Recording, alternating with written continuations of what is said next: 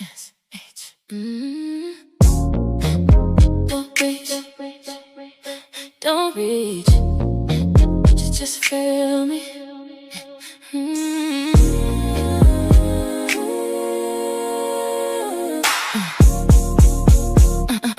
S.H. I know you feel it when I walk in quiet. No need to speak, I shift the climate. You watch me close, but keep your distance. I don't respond to forced attention. I've been soft, but never easy. You don't touch me just cause you need me. There's a difference, learn the language. I'm not yours just cause you're crazy. You gotta meet me where I stand, not where you wanna place your hands. I don't open under pressure, I choose, and it's intentional. I'm a tulip, I bloom on my own time. S.H. Yeah, the rhythm is mine. You don't get me just because you feel close. I decide, it's that road. Soft skin.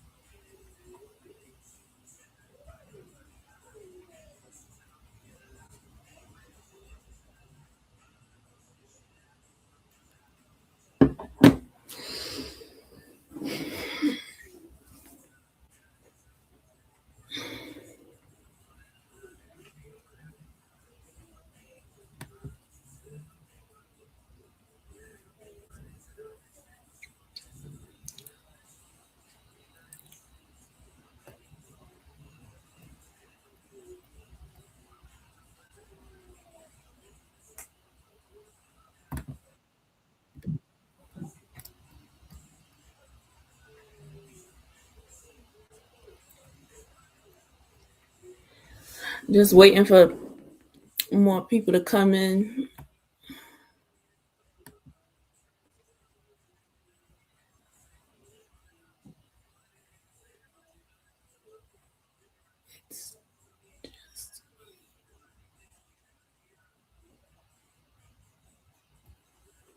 Bam, bam. Let me share my screen.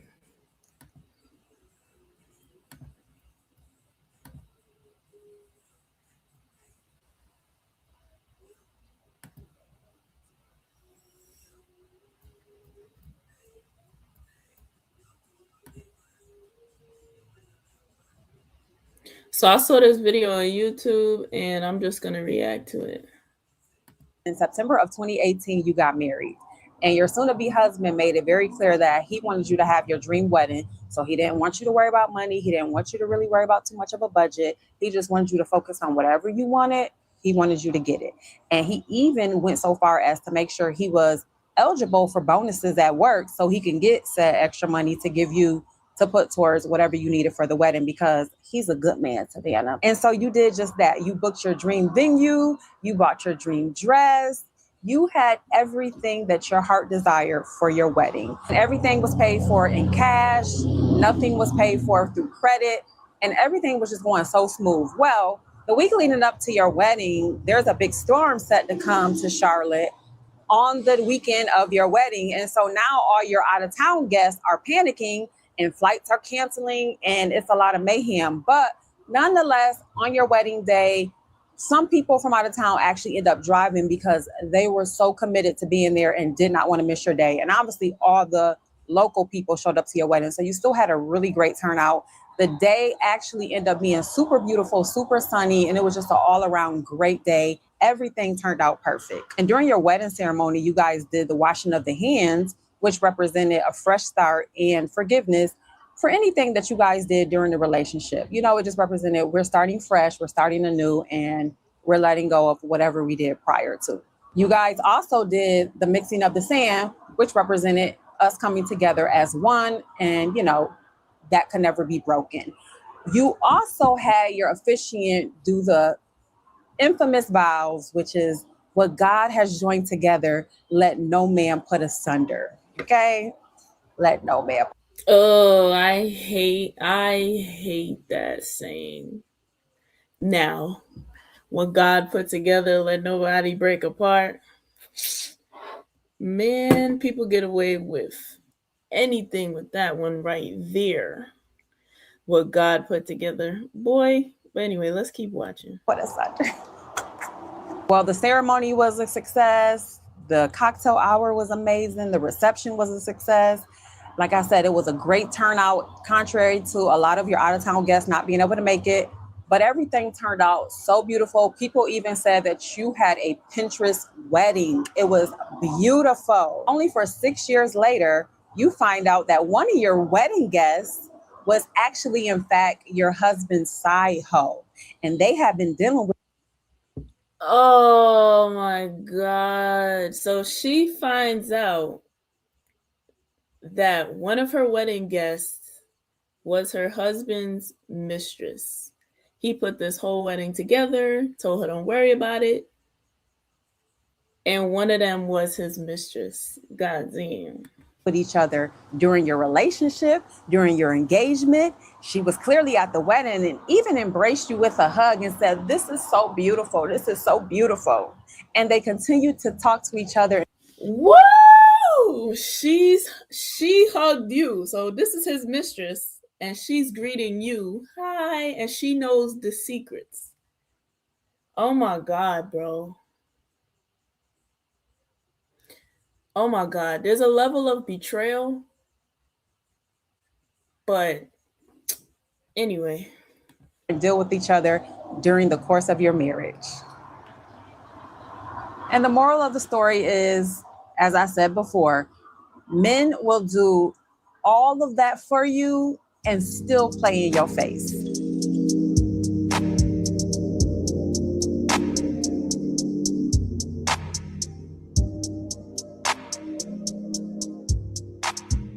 Okay, so before we get into the story time, I do recommend that you go ahead and watch the first 2 videos I posted, just because it's going to give you more context as you begin to watch, you know, each video. I started the first video with just basically taking an accountability just to kind of show that all the signs were there. A lot of things were in my face that I was ignoring, in denial about, and just how I really could have prevented myself from. See, here's the thing, right? When it comes to taking accountability and signs, I'm not going to say that some people don't need to take accountability, that there are signs that they're just blatantly ignoring, like Blueface or men like Chris Sales, right? But when it comes to certain signs, a lot of the time we just don't have the language for it. Like, it might feel off, but you don't really understand what it is. And, you know, it gets buried in the feelings that feel good until things stop feeling good. Experiencing a lot of the things I experienced with this man had I truly trusted myself the first time, you know? So anywho, go watch those and then come back to this video. But let's go ahead and get into the story time. So if you have seen the previous video, you know that I mentioned we moved here, meaning the Carolinas, in 2016, okay? When we moved here in 2016, he moved first in May because he had to start his new position. I came 2 months later in July. He was working for a major dealership at the time, and he was new to the car industry. So, you know, he was pretty excited about it or whatever. And this is where he met this woman. For the sake of the video, we're gonna call her let's call her Cece. Okay. We'll call her Cece for the sake of the video. So he met If you Cece just coming in, because she like was the one of his live, leave a customers. There was comment. this Say what's up. trendy, popular car at the time around like the 2015 to 2018 era that everybody had. And so she was coming shopping for that particular vehicle, which she did purchase the vehicle with him.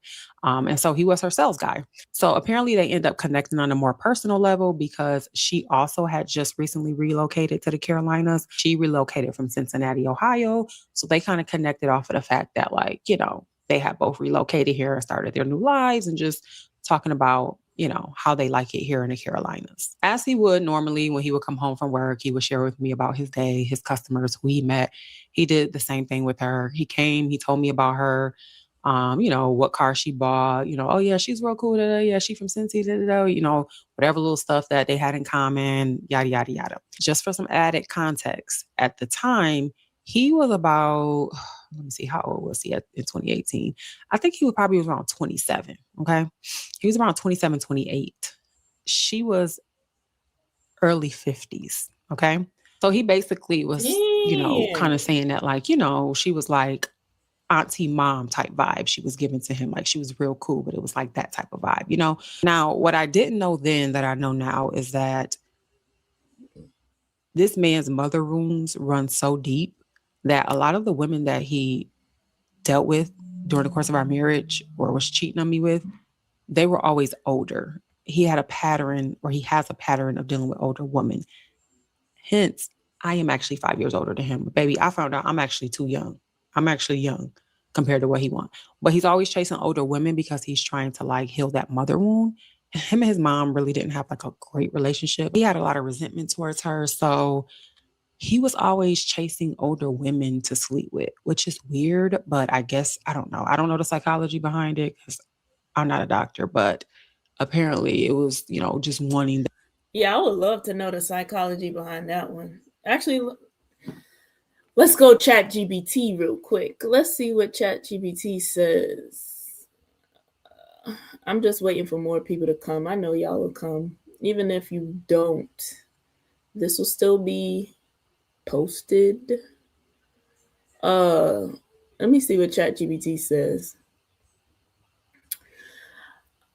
What could be the potential psychology behind a man with deep mother wounds and chasing older women? It says there are several possible psychological pathways, and it's important not to assume. Okay. 1, seeking the nurturing he never fully received. If his mother was emotionally unavailable, inconsistent, neglectful, or preoccupied, older women can unconsciously represent safety, nurturing, emotional regulation, acceptance, and guidance. That's interesting. A lot of these things be subconscious, and people don't understand what's going on in their brain subconsciously. People think they're just making decisions or can't help things. Number 2, trying to repair the original wound. The first one seems more connected to hers, though. But again, I don't know. Mother was rejecting, attracted to older women who are difficult to impress. If the mother was emotionally distant, he could be attracted to emotionally distant older women. If the mother was critical, he could be attracted to older women whose approval must be earned. Anyway. That motherly touch, nurturing that he didn't get from his mom. And so I guess sleeping with older women that were old enough to be his mom filled that void for him. Okay. So but at the time, I don't know all of this to this depth. Like I knew he didn't have the best relationship with his mom, but I didn't know, you know, how deep it ran and how he was responding to it and, the behavior patterns that went with that. I didn't unpack all of that until just 3 years ago. Like, oh, so this is why you slept with older women and da da da. Okay. So at the time, I'm just thinking like, oh, okay, cool. It doesn't.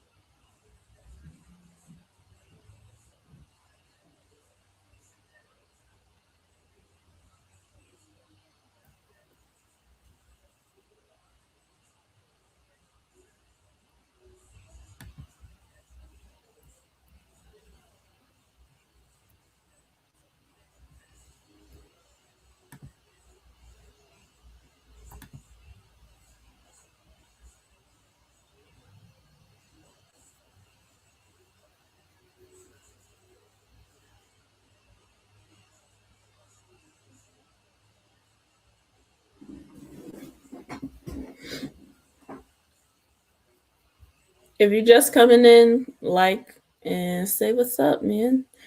I'm about to play this video.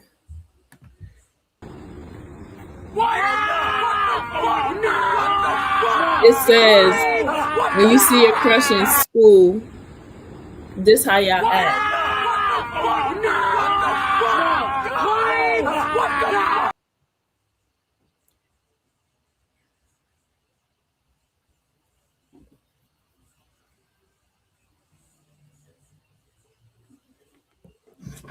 Struggling today.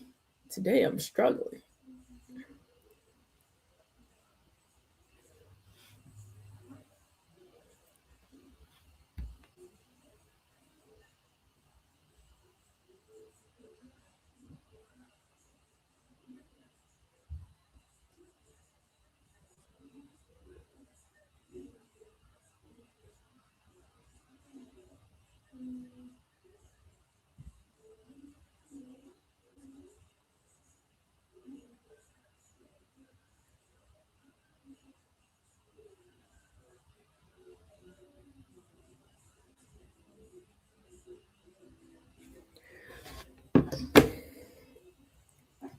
If you're coming in, like the live and say what's up.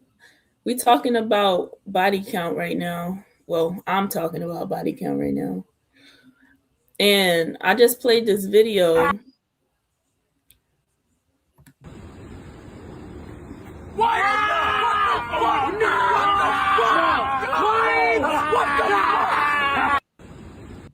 Okay, so this is how boys act when, hey Venus, how you doing? this is how men act or boys act in high school, right? But then I read the comments and it said, let me try and bring that up. It said that counted as a body. I wanted to hug you longer. Like, but it was this one right here. It says that counted as a body, right? And I'm just remembering how in high school, when everybody's hormones is raging and, you know, getting figured out, girls doing simple stuff like this really put detriment on their name. You understand what I'm saying? Like, it kind of really did count as a body. A boy would see her talking to one man, and or not man, one boy in her class or whatever, and he would say things like, yeah, she was over there hugged up with him, she's messing with him, and they probably didn't even go as far as sex. But the way body count gets handled is like, for her that's a body, for him he's getting cheered on and clapped by his bros, but for her it's like, it's detriment. So I wanted to talk about like how we really treat body count. I'm looking at it like the cooties, but the cooties that has a a, a social punishment for girls, and it starts before they get grown. It starts in high school, middle school.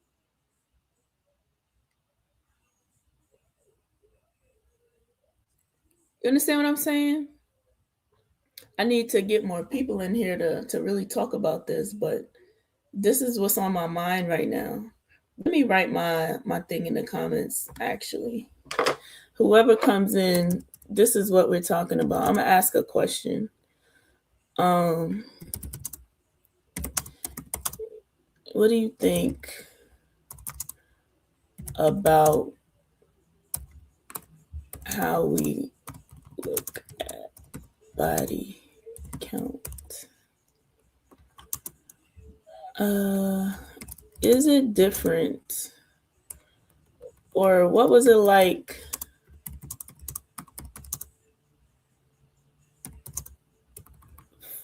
in high school?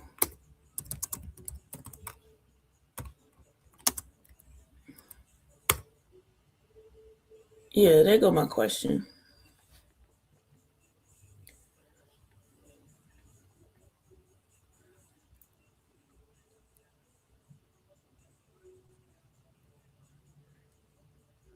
What do you think about how we look at body count? And what was it like for you in high school? Because there were certain things that wasn't sex that put bad names on little girls.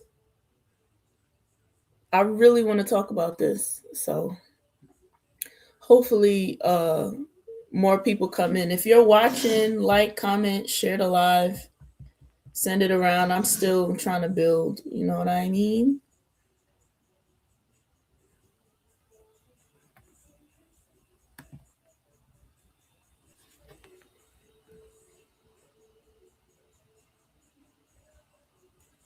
So yeah, certain things got treated as a body in high school.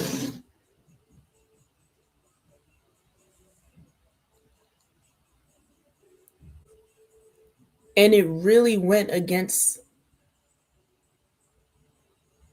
our body count is no one's business. Listen, I agree. And for the guys that sit there and talk about how much body count matters, I don't even think it matters. Really. I think it's about ego. I think it's about, like, for example, if a guy meets a woman and he doesn't know her body count, he doesn't have to ask about it, he doesn't have to figure it out.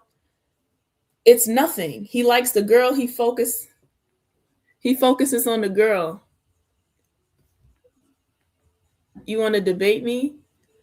But then as soon as he hears her body count or who she slept with prior, his brain starts going to, damn, he had her like this. You know what I'm saying? Why so serious? You want to debate me? What you want to debate about?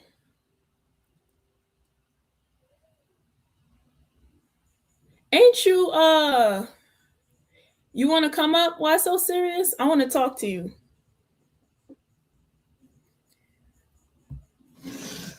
I'm going to drop the link.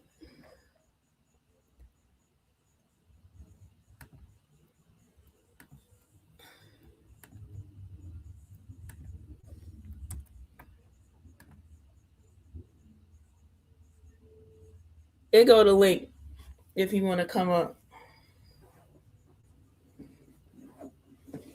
Let me put the comment back up too, because I'm gonna put when he come up. You coming up? But back to what I was saying though. If a man never knew her number, he would only focus on who the person is. It wouldn't matter. It only matters until he's imagining the other men. And then that's like what Virgo Vicky is saying. And I'm a Virgo too. That person is not mature enough for you to focus on body count. They better focus on medical records. Exactly. I really need to know why body count matters to them so much. So whoever think body counts matter, the link is in the comment section.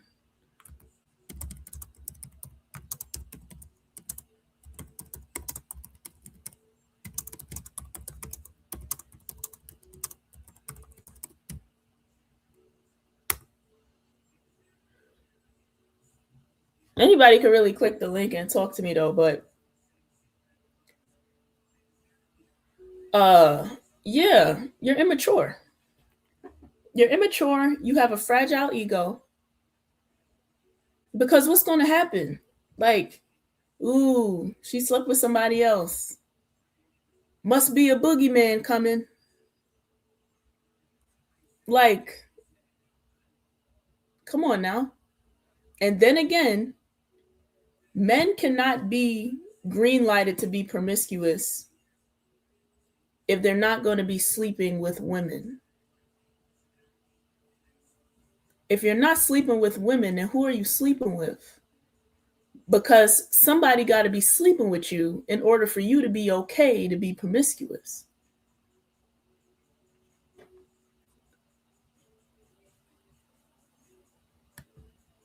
Men often use body count as a projection. As women, we must be smarter than that.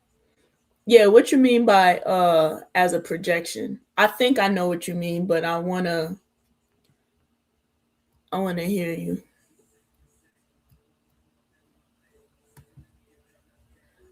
What's up, Washington Wild? Hey, how you doing? It's a Vildal, but I don't give a shit about Germany. But anyway, I hope this week's Vildal. Yeah. But I like this conversation that you're kind of going into, because I think it's actually a deeper one that we need to discuss in the Black community. Because if we didn't believe, just hear me out, just follow me, because I don't think that marriage is for us in the first place. And if we didn't care about marriage, then we would not care about a woman's body count. Because the only reason that men have a problem with the woman's body count is, well, she's not going to be able to pair bond in marriage, or blah, blah, blah, or she might end up divorcing. But divorce happens in marriage in most cases anyway. So my opinion is that if men didn't care about marriage, we wouldn't care about the body count. So you're saying body count matters to men in picking who they want to marry, and I want to go deeper into why would marriage be the reasoning for caring about somebody's body count? For three reasons. One, because most men's their ego and reputation. It's the same reason why women really don't get mad about cheating. It's the embarrassment that comes from the cheating. You know, I think it's the same thing about men when it comes to women's body count. Again, they only care about a woman's body count because, oh, well, what if she sees somebody that she used to have sex with, or like it's about the reputation. So that actually has no place in marriage anyway, the way it's supposed to be. Us growing old together, that part shouldn't even matter. I'm gonna stop you there because something you said I kind of disagree with, and you said that it's kind of similar to how women feel about cheating, where it's about the embarrassment. It's not about the embarrassment. We don't like cheating because it's a betrayal. True, but most women will look aside to it if the man is making a lot of money or at least rewarding them for the transgressions. Does that make sense? Because but if a man doesn't have money, then the cheating is somehow worse. Okay, so the problem is not cheating. The problem is you're not getting rewarded for the cheating. That's the problem. Okay, let me put this into perspective for you. It's not a reward system. What's happening is women do not like cheating, period. There's no woman who chases a celebrity, who looks for a relationship and actually thinks, I want a man to want somebody else other than me. What happens is society allows men with money to have these options, meaning it's acceptable. So when she needs a lifestyle or to survive, for example, you just brought up money, if he's paying her bills and she needs this, or she doesn't want to lose this, then she will put up because she thinks that she just has to deal with it. It's a give up. They give up. Do you think it's that women really need that, or is it a desire that the man has things that they want? I don't think that women are in a position where they need a man to do those certain things, so they deal with cheating. I think it's because of the wants that he provides. Would you agree or disagree with that? Because of the wants that he provides, whatever the reasoning. It's not like it was like 500 years ago, like a woman's got kidnapped and she has to be with him. No, a woman is controlled by her desires, and if her desires are many, and she desires many things, then she's going to put herself in situations to be with men that maybe aren't the best for her soul, but they entice her trinkets. So that's what ends up getting a lot of women in with the wrong man in the first place, is that the man is appealing to her desires and not her soul. Okay. I want to go back to the original topic. I got somebody else in here, Mr. Beans. How you doing, Mr. Beans? I just want to say, as a woman, and not just as a woman, somebody who's studying like these behaviors, there's a motive behind the acceptance of cheating. No woman. The reward that comes from. Hold on, wait a minute. My point is this: what she's accepting it.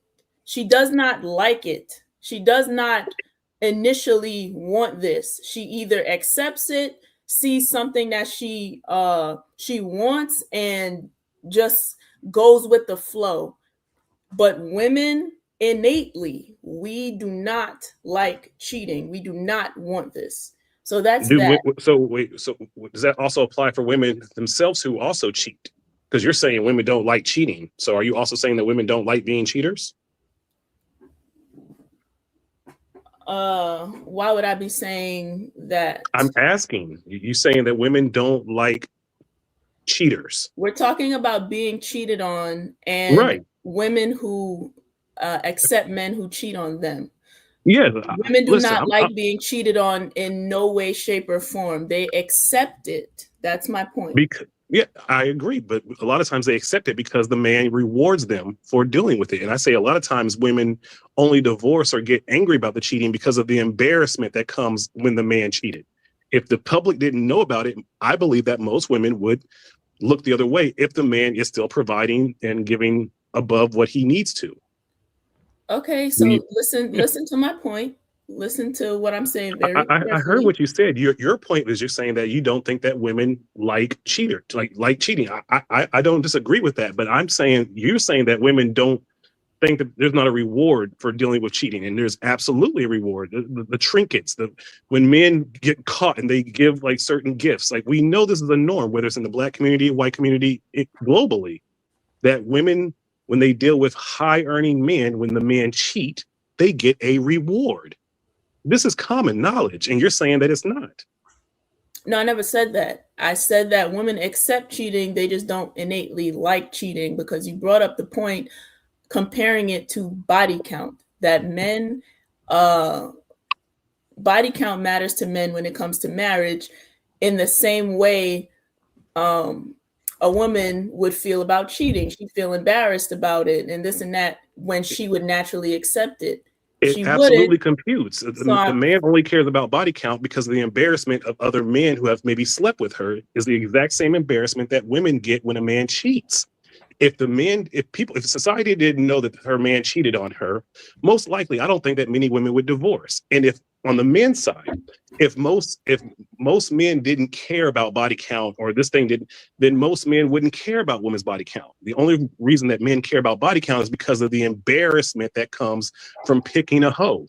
Okay, so I think what you're saying about the man is true, that he doesn't really care about body count so much as the effects of the ego, the embarrassment that comes with it. When you compare that to cheating, I'm saying it's not necessarily the same, because women, it's not just embarrassment, it's betrayal. Body count and a woman having a higher body count is not betraying her husband. She just had men before him. You understand what I'm saying? Those are kind of different. So that's why I brought that up, to explain Even that. if the woman lied about her body count. Even if she lied about her body count. Yes, because most women are not honest about their body count. Is this the goalpost? Is this what they mean by the goalpost? I'm not moving the goalpost. I'm just saying that you're making it seem like it's women are honest about this body count question, and they're usually not. I mean, if society stigmatizes women on it, then 9 times out of 10, somebody would protect themselves and not be completely honest. Wouldn't you agree? So then the men have a reason to feel upset because they've been lied to, correct? Yeah, that's in the case of if she lied. But let's say she's not. In most cases, she did. Okay, in most cases. Take the W, fam. Like, she just handed it to you. Like, take it. She just gave it to you. So don't. It's not a W. It's not a W. We're just having a conversation. No, I don't mean it in that way. It's figurative, right? It's not literal. It's figurative. I'm saying. Yeah, there's no W. Exactly to what you said. So I'm just saying, accept it. There's no W just because he said that some women may lie. Let's stick to the fact that she didn't lie. Let's say that a woman has a high body count and she didn't lie to you. Okay. Now what? Like, why won't you marry her? Because most. Oh, sorry. Let me let Beans jump in for a little bit. Go ahead, Beans. Yeah, because I don't want a woman with a lot of bodies.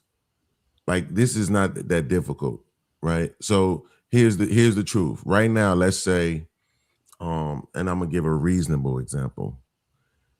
Let's say you win a lot. First of all, SH, I've been watching you for a few weeks now. Super cute, a feminist. I'm trying to decide whether or not I'm gonna subscribe. That feminism shit kind of bothers me. I ain't gonna lie. But I am rooting for you. I hope you are. Come on, Beans, you got your finger over the subscribe button, just hovering. Come on, man. Yeah, bro. The feminism drives me crazy, bro. Like, for real. But it does provide good content, so I'm more than likely I'm gonna subscribe. But so let's say right now you win the lottery. Oh, boom! Now you got $100 million. SH. I'm gonna ask you this question. This question will probably decide whether or not I subscribe. Are you buying a used car or a new car? A new car. Okay, there you go. So most people want something new. You want something new. You want something nobody else has had. You want something a whole bunch of people can't lay claim to, that you can put the miles on, that you can make the memories with. Right. And that's the issue of dealing with women, A, with high body counts, B, with children, C, with a whole lot of experience, not just sexual, but abroad. Right. Okay. So let me stop you here. Build anything with them. hold on. Let me stop you there because you said a bunch of points, but I need to stick to body count. Okay. Mhm. So now I hear what you're saying. And this is why I played this video. I'm going to play it again because we need to really dissect this. Right. So here's this video of high school kids.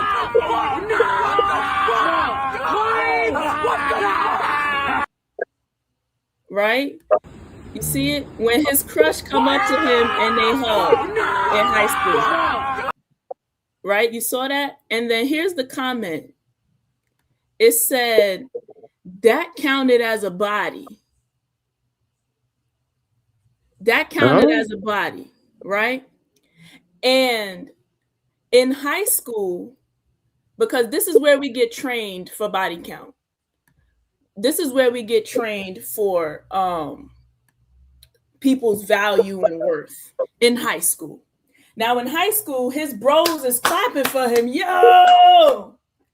And this young lady is hugging him. And somebody said that counted as a body, which was a true experience, especially if you grew up in New York. If you're hugging on a boy, everybody's talking about it. Somebody else who might have liked you is talking about it. And that value, those value systems start playing up in our head. They start, and now her name, even though she didn't do much, has something attached to it. And it travels past high school and into our adulthood in the same way we view body counts. Now, if you believe that a man can be promiscuous, right? This young boy, he looked like, you know, he'll get clapped up for being promiscuous. If he sleeps with this young girl, he'll get cheered on. And she would get disrespected. But the fact of the matter is, they're both teenagers. They're both having their hormones. And without the woman, a man cannot be promiscuous. So if y'all want to be promiscuous and sleep around and you have a high body count, who do you want to sleep with? It has to be a girl. It has to be girls. Do you not see the problem with you guys having high body counts and then expecting the opposite gender to not? Well, again, you're assuming that majority of men are getting laid at a high body count clip, whereas most women are. So if we're speaking about the regular high school experience, you're making it seem as if every single high school boy is having graduating with at least 3 bodies. That's not the case. You understand that.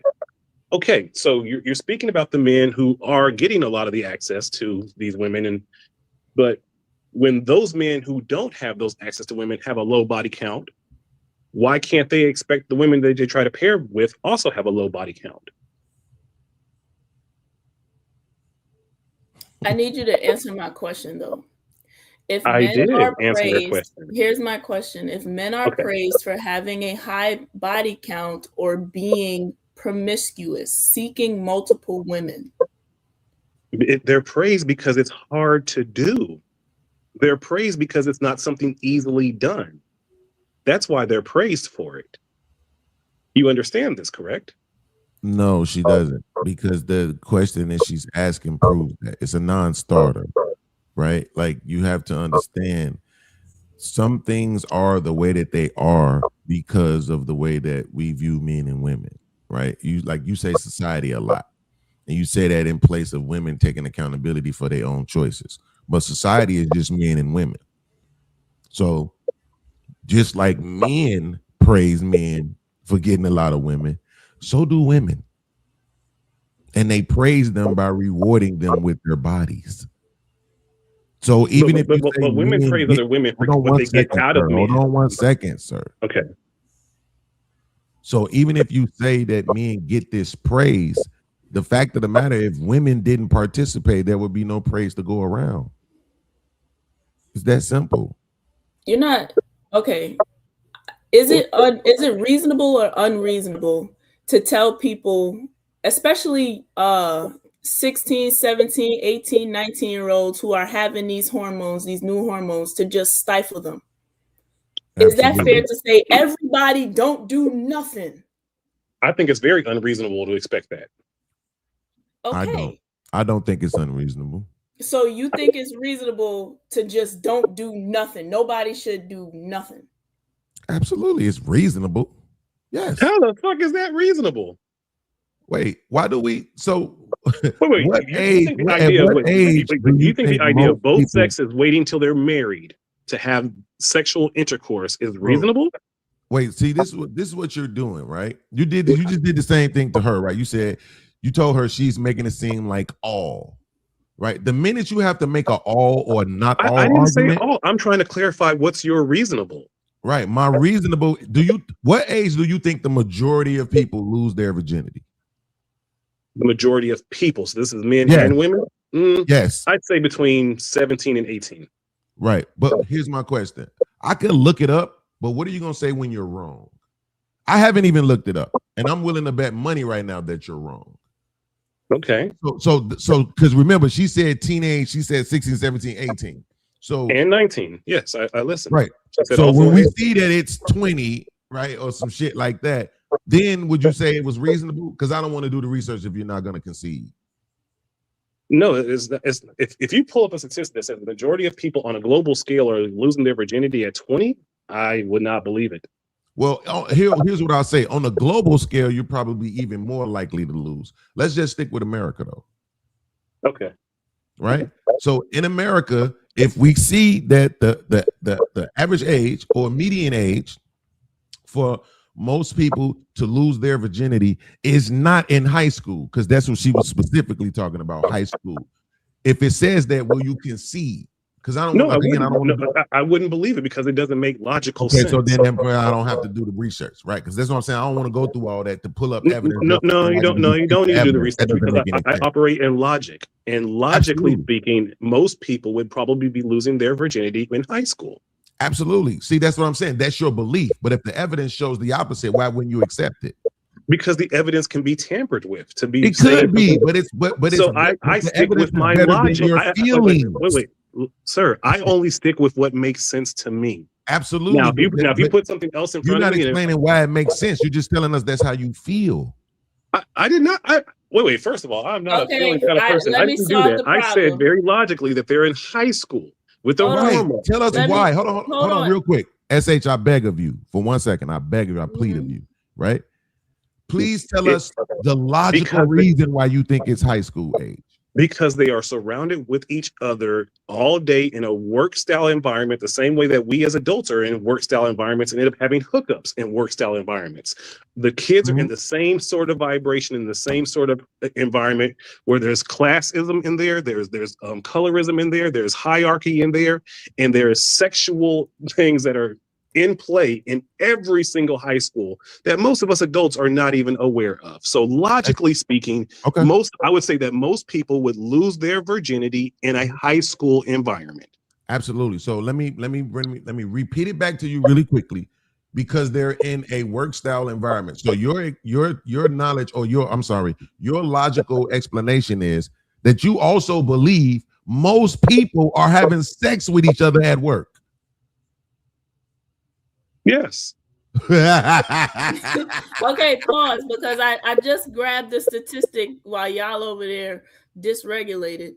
The average age to lose one's virginity globally is about 17 to 18 years old in the United States. So around high school. Globally or in the United States? You said globally, but then you said in the United States. No, it said the average age to lose one's virginity is about 17 to 18 years old. In the United States, the average age for both men and women hovers right around 17. So why are we even discussing this? Hold on. All right. I just looked it up. You got the W again, Jay. I just guessed it. It just makes logical sense. 17 and 18, right?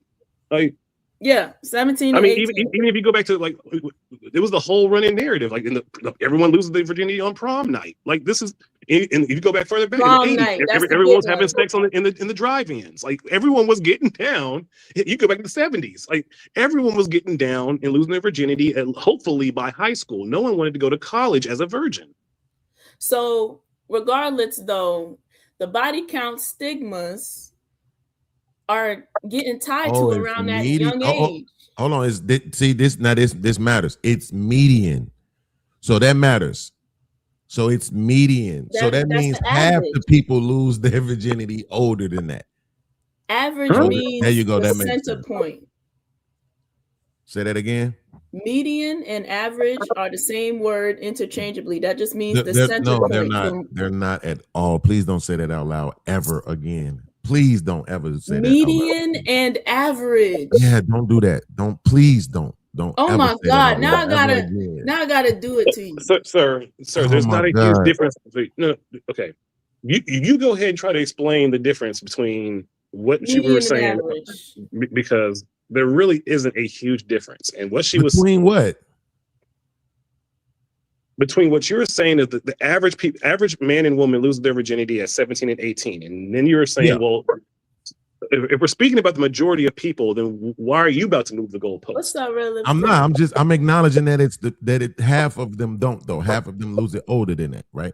I think that matters. Half. It's not half, sir. It's the median, sir. Do you know what median means? It is not a 51%, sir. I it is a I high didn't say majority. it was the majority. I said it was half. I said it was half. Did you just not? It's Okay, more than half. okay. It's more than half. I Jesus just read Christ. the statistic. So Yeah. going back to the point, why did you bring that up? Like, where were you going with your logic? No.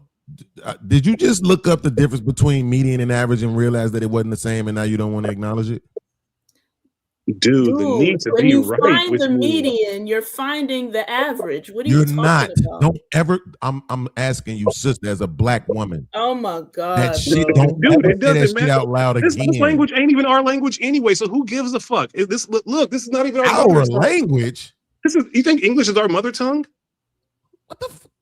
Jesus Do you think Christ. English I was is our born mother here. I tongue, don't know sir? what you're talking about. Do you I've think been that speaking English this is language our ever mother since I've been tongue, sir? talking, so that's I don't know what you're talking about. But Okay, again, median is the exact middle number. All right, you win. Woo. oh, see, now it's all whoop-de-doo.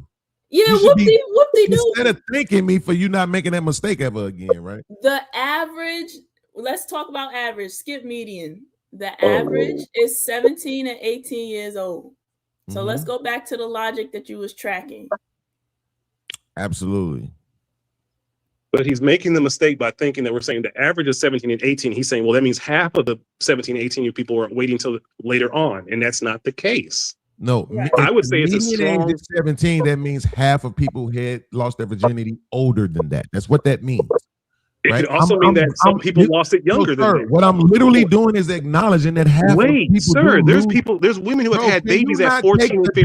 W? So the same. I'm literally thing that you're saying. conceding and you won't allow me to.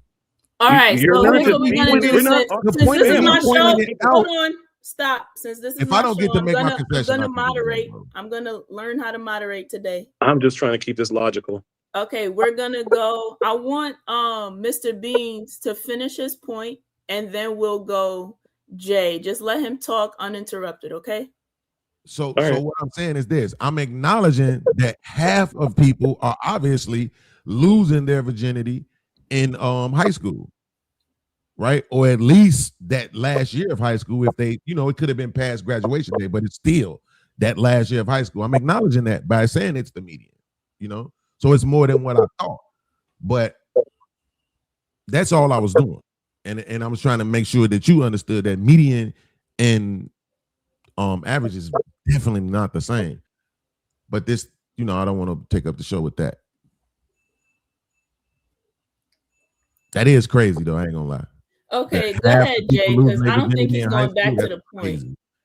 about body count. Now speak to what you're saying about body count, because I'm talking about stigma, and Right. the original question was, is it reasonable for Right. people to go through their hormones and for you to tell them to stifle it, man or woman, boy or girl? Should we tell people don't do nothing?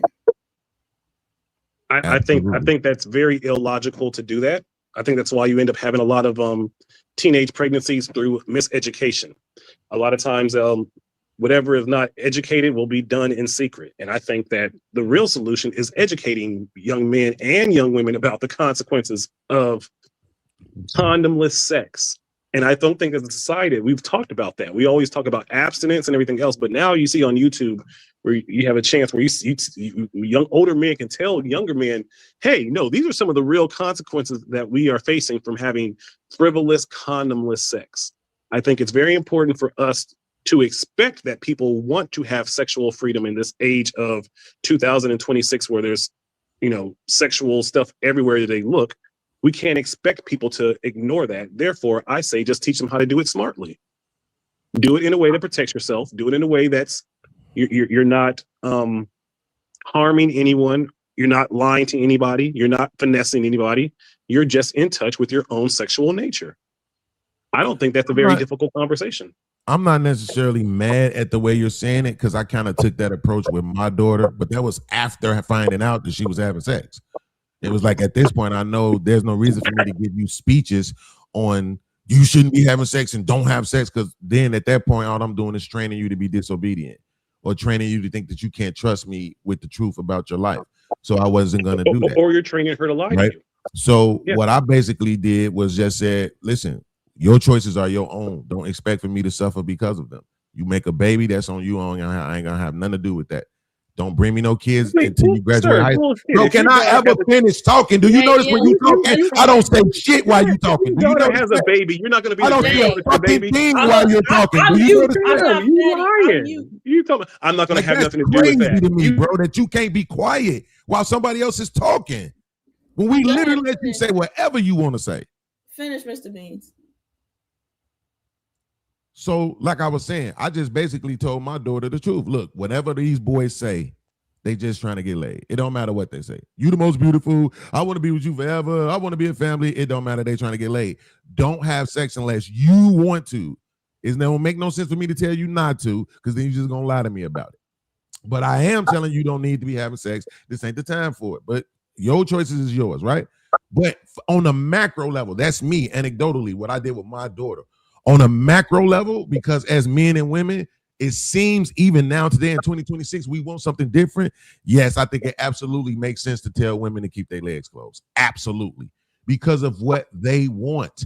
You women in general, unless you disagree, want men to love them, damn near worship them, provide for them, give them children, last name, access to the accounts. They want you to sign over. They want to be on your will. They want you to sign over the rights to be able to kill your ass if you're on the ventilator. They want everything from you. Then there's a certain value and esteem that you need to hold in order to get that. And that comes with keeping your legs closed. So that's not necessarily true. Women have been able to get marriage from men without having to do those things, sir. So wait, hold on. Let me. So then, Mr. Beans, you're gonna marry a woman who doesn't sleep with you. Then say that one more time. You would propose before you get the cookie. Yeah, in a perfect situation, absolutely. Ooh, so she'll get everything before you even get the cookie. What is everything? Because if you're vetting for a relationship and you're figuring each other out, you're saying that you find value in whether she'll sleep with you or not. And if she doesn't sleep with you, then she deserves everything that you're giving her. So you'll buy her flowers, take her on dates, give her rides, pay for her Uber. You'll date her and vet her, and she don't got to give you nothing. That's what's up, Mr. Beans. Yeah, but why would I have to do? I'm not saying that you shouldn't do all of that, but why wouldn't the exact opposite be true? Why wouldn't she take me on dates? Why wouldn't she buy me something nice? You're not listening to what I'm saying. I am. I'm literally repeating back what you said. I'm just saying she could do the same thing. We're vetting each other, right? Yes or no? Yes, y'all vetting each other. Okay, so I'm of the mindset. Again, I'm of the mindset that if you're valuable enough for my resources, I'm valuable enough for yours. But I am still saying that as men, we love to provide. We love to shower our women with gifts. We like to do it any damn way, right? And I'm saying because women want that. Don't speak for women want that, right? Fam, where are you going with this? Because women want that more so than men do. What I'm saying is your value. You need to hold yourself to a certain esteem to get that. What's problematic, SH, is that a lot of this comes from the Bible, right? A lot of these things that we perceive how men are supposed to perform comes from the Bible. But there's also a line of things in that same Bible that tells women how to perform in order to be the thing that the men want and desire to get those things from the men. So that's where it's kind of problematic at. You want this particular kind of man, you need to be a particular kind of woman to get that. And we both know, SH, that it's vice versa. A bum ass nigga like me can't go out here and get Beyonce. Shit ain't gonna happen. Okay, let me let Wash and Will Dow rebuttal. Do you think that most men want to provide for a woman for a lifetime and they get pride out of that? Are you really asking? Jesus Christ! I asked a very simple it could have been question. rhetorical. I don't know. I'm giving you space. I'm not doing rhetorical questions. You think the majority of men? Yes, the answer to your question is yes. I think most men absolutely would want to shower their women with gifts for a lifetime. Absolutely. Okay. And you think that that's not changed in the last maybe 40 years when men have seen that that's not really working out well for men? You still think that on a global scale that men want to do this? Absolutely. Okay. And what is the reward that those men get out of doing this, in your opinion? So let me say this. I'm answering your question, but I need you to understand. I want you to understand that I understand the point that you're making. But what we're talking about right now, Watch, is best case scenario.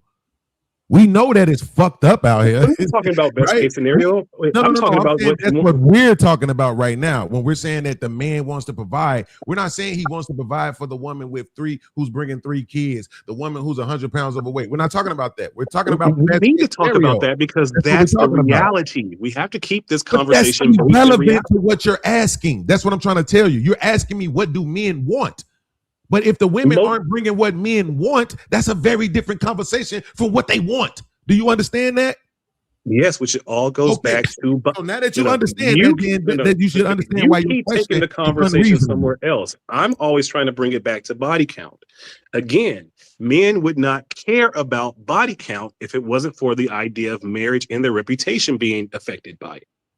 And in reality, you said most men want. So in reality, most men truly just want to deal with women to get sexual access. Most men are not trying to deal with women to say, I am looking for a woman to marry and that's to be my wife. Most men are looking on a day-to-day basis to interact with women to get sexual access. Do you agree or disagree? Oh my God, I hate the internet. Yes, I agree. Okay. SM, do you agree or disagree? I'm following your logic. Go ahead. But do you agree or disagree with that last point I just made? Men on a day-to-day basis are looking for sexual access. Yes. Yeah, not so much marriage. What men really want is sexual access. If that's the case, then men should not even care about body count because most men really just want to get sexual access. The only reason men do care about it is because they want to have it to themselves. They don't want to have something that everyone else has all had. Like if women had complete sexual freedom to just fuck whoever they wanted, then men should not logically have a problem with women's body count. They only have a problem with it because they want to possess women. That's the most logical concept of it. And what do you disagree with about that, Mr. Beans? Because it's double talk. How? You're not understanding. This is what he said. He said most men on a day-to-day basis want to get a lot of women. Yes, but what does that have? Not what I said, sir. You just did. No, that's not what I said at all. I said no. I on a day-to-day basis, men I did not want to say a lot of women. I did not want to say a lot of women. So what is women? I said that most men want to deal women, with. Sir? What is women? You swear you are listening. And what is women? Is that more than one woman? Yes or no? That is more than one. I'm speaking about women in general. So you didn't say a lot of women. So men. No, I never once said the word a lot. I'll retract my statement. I don't have no problem with that. So men want more than one woman. On a daily basis, men are looking to have sex with more than one woman. Yes or no, sir? No, I didn't say that. I'm asking you. I'm not asking you what you said. I'm asking you, would you say it's true? What is your question now? In general, do men want to have sex with more than one woman? Yes or no? In general, yes. Okay, thank you. So that's all I was trying to say. So In general, men want to have sex with multiple women, but they don't want their own woman to have had sex with multiple men. Do we agree on that? Yes or no? Yes. Okay, cool. What I'm saying is this: if you're breaking the conversation down and you're saying, why should these women not have high body counts? I'm saying it's because they want men to essentially, again, do you hear me saying essentially? They want men to essentially be their fathers. You want a man to step in and provide for you. You want to be able to take off work so you can have babies and chill. You want that man to be able to get a nurse to take care of your kids. You want a chef to cook. You want a housekeeper to clean. You want men to provide all this shit. And at the end of the day, you also want to bring 60 more bodies with you. Attitude, bitterness, all this other shit from failed relationships, other niggas' kids. That's what makes it problematic. But I'm saying in the perfect world, right? I meet this woman who don't have no bodies, don't have no kids, ain't bitter about past relationships or none of that. You fucking right. I'm gonna cuff her and I'm gonna try my best to give her every goddamn thing I can. That is the majority of men in the world. Even while they're cheating on that woman, they'll still break their backs to make sure she got everything she wants. Wow, what a trade-off for sleeping it with nobody else, that you get a man with relationship baggage and a man who is cheating on you. What a reward. Like, can I ask you a question, S.H? I've been wanting to ask you this for a few episodes. Who pays your bills? None of your business. Okay, so that basically means you don't do it. So that means you understand. Okay, then it shouldn't be that difficult to say I do then. It's just we on the internet and people say things that get switched up. So I'd rather not get personal and keep it respectful. I understand that truthfully about the internet. Trust me, nobody understands that more than me. Even if I tell the truth, people gonna make up a story. So I keep it clean. That's fine. At the end of the day, I'll say it like this. To anybody out there who gets up every single day and goes to work and has to pay bills and only have a little bit of money left, which is damn near 70 to 80% of the country, you understand what that really entails. So if somebody is taking that responsibility off your plate, yes, shut the fuck up about whatever the fuck else they doing.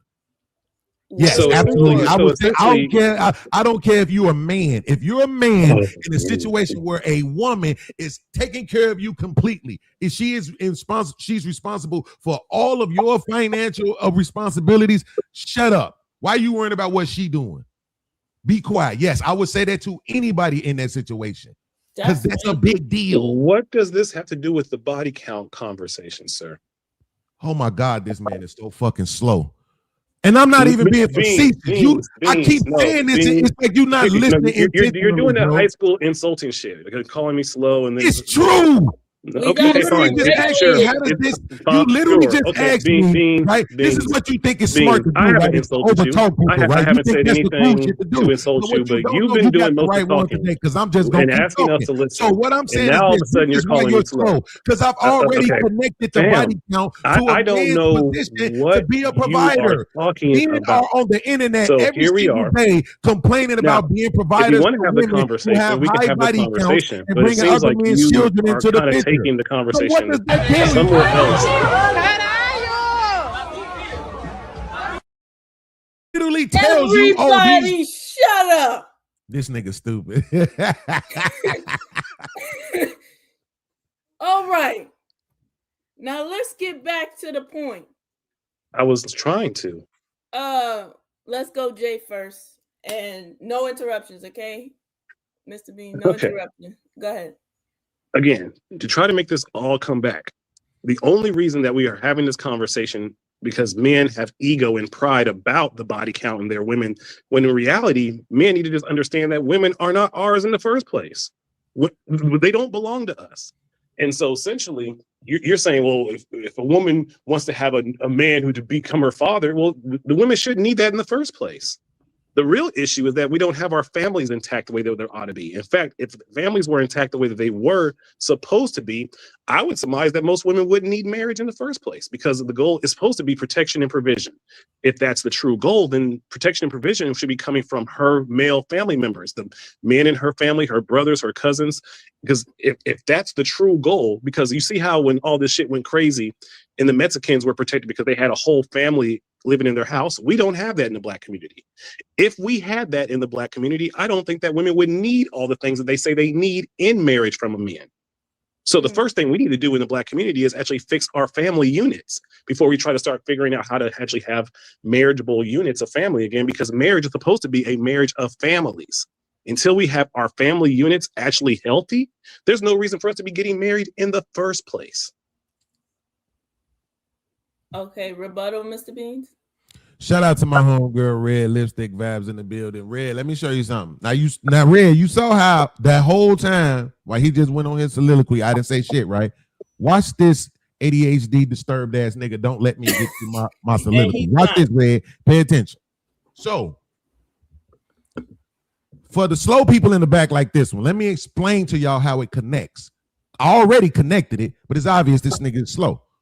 The fact of the matter is, the men are on the internet literally complaining about body counts, kids, weight, makeup, weed. They telling you all the shit that they have a problem with.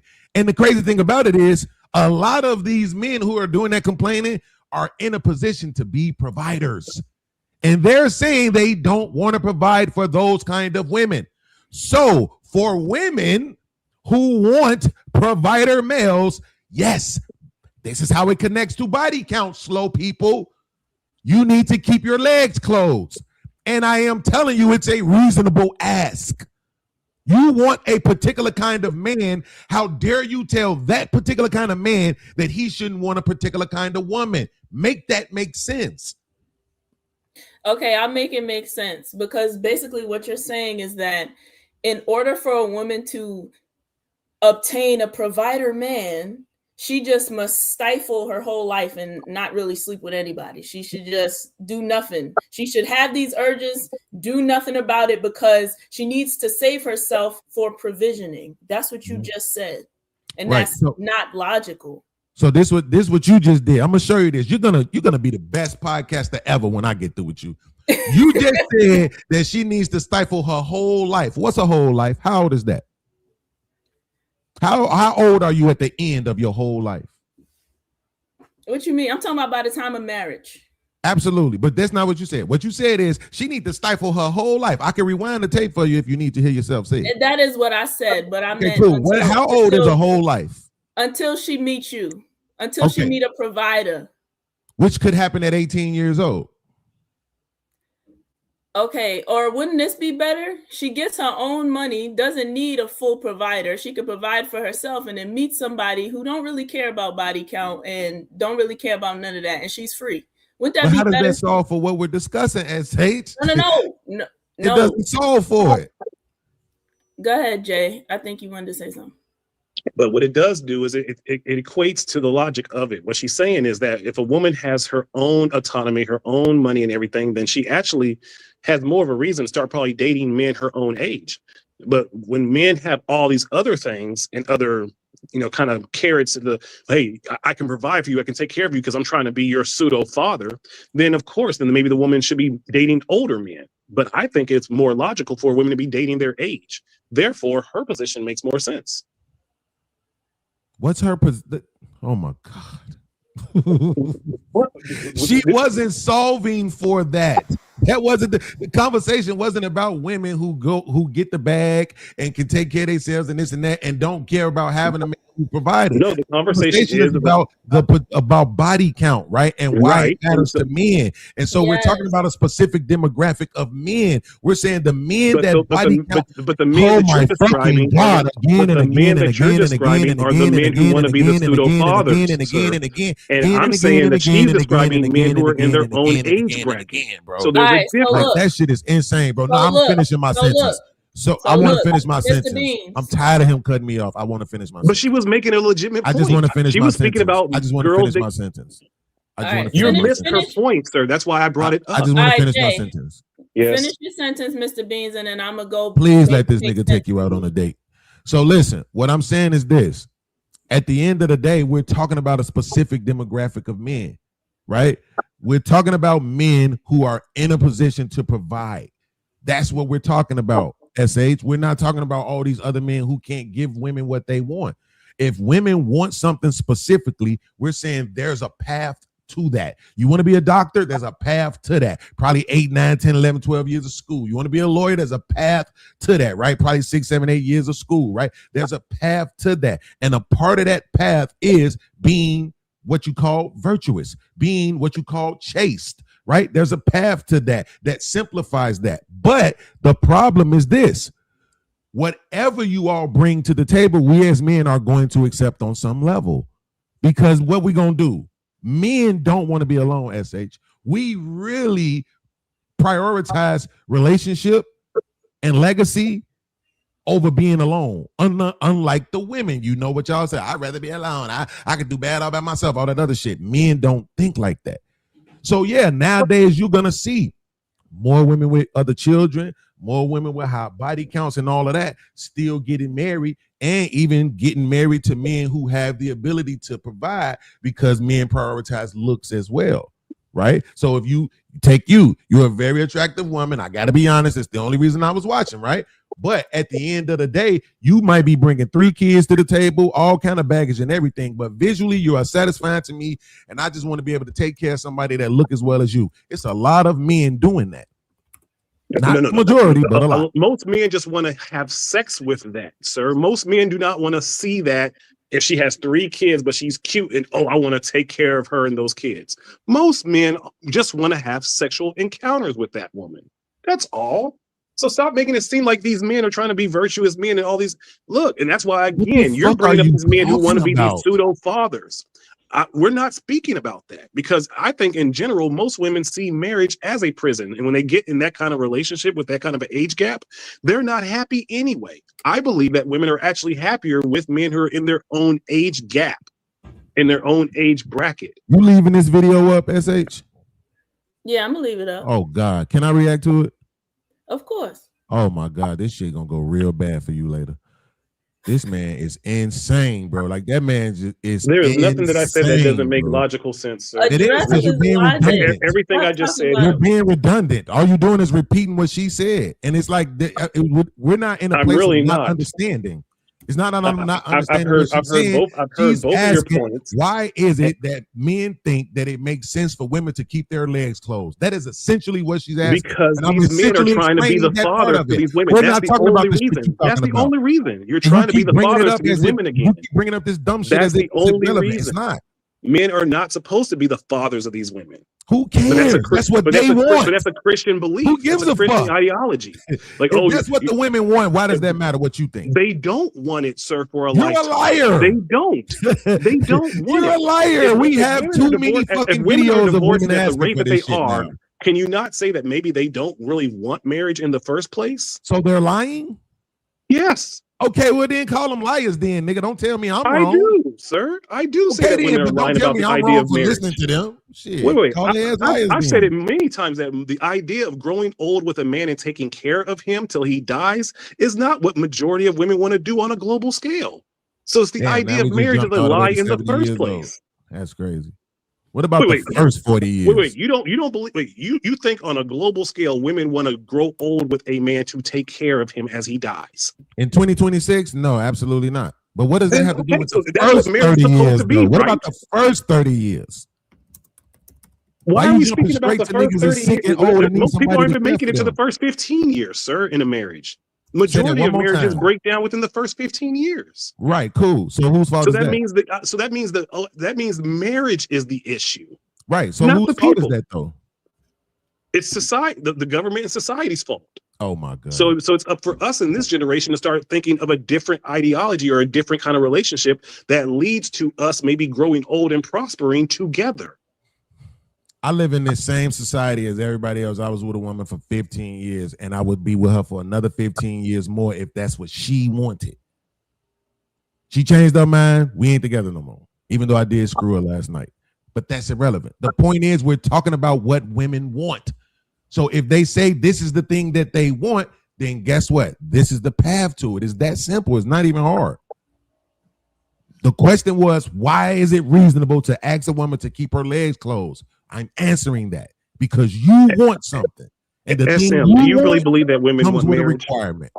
And what comes with marriage to last a lifetime? Do you think the majority of women want to do what it entails to make a marriage last for a lifetime? Bro, I don't care, bro. I'm asking SM. Do you No, think the it's just majority of women okay. want to do this? Who the hell is SM? I'm sorry, Yep. SH. I can't read. Your I queen. thought that was an You M don't at the even end know of the your thing. name. That's crazy. You don't know my name either. Okay. No, it's not reasonable for just, he's saying you should do these things because you want something.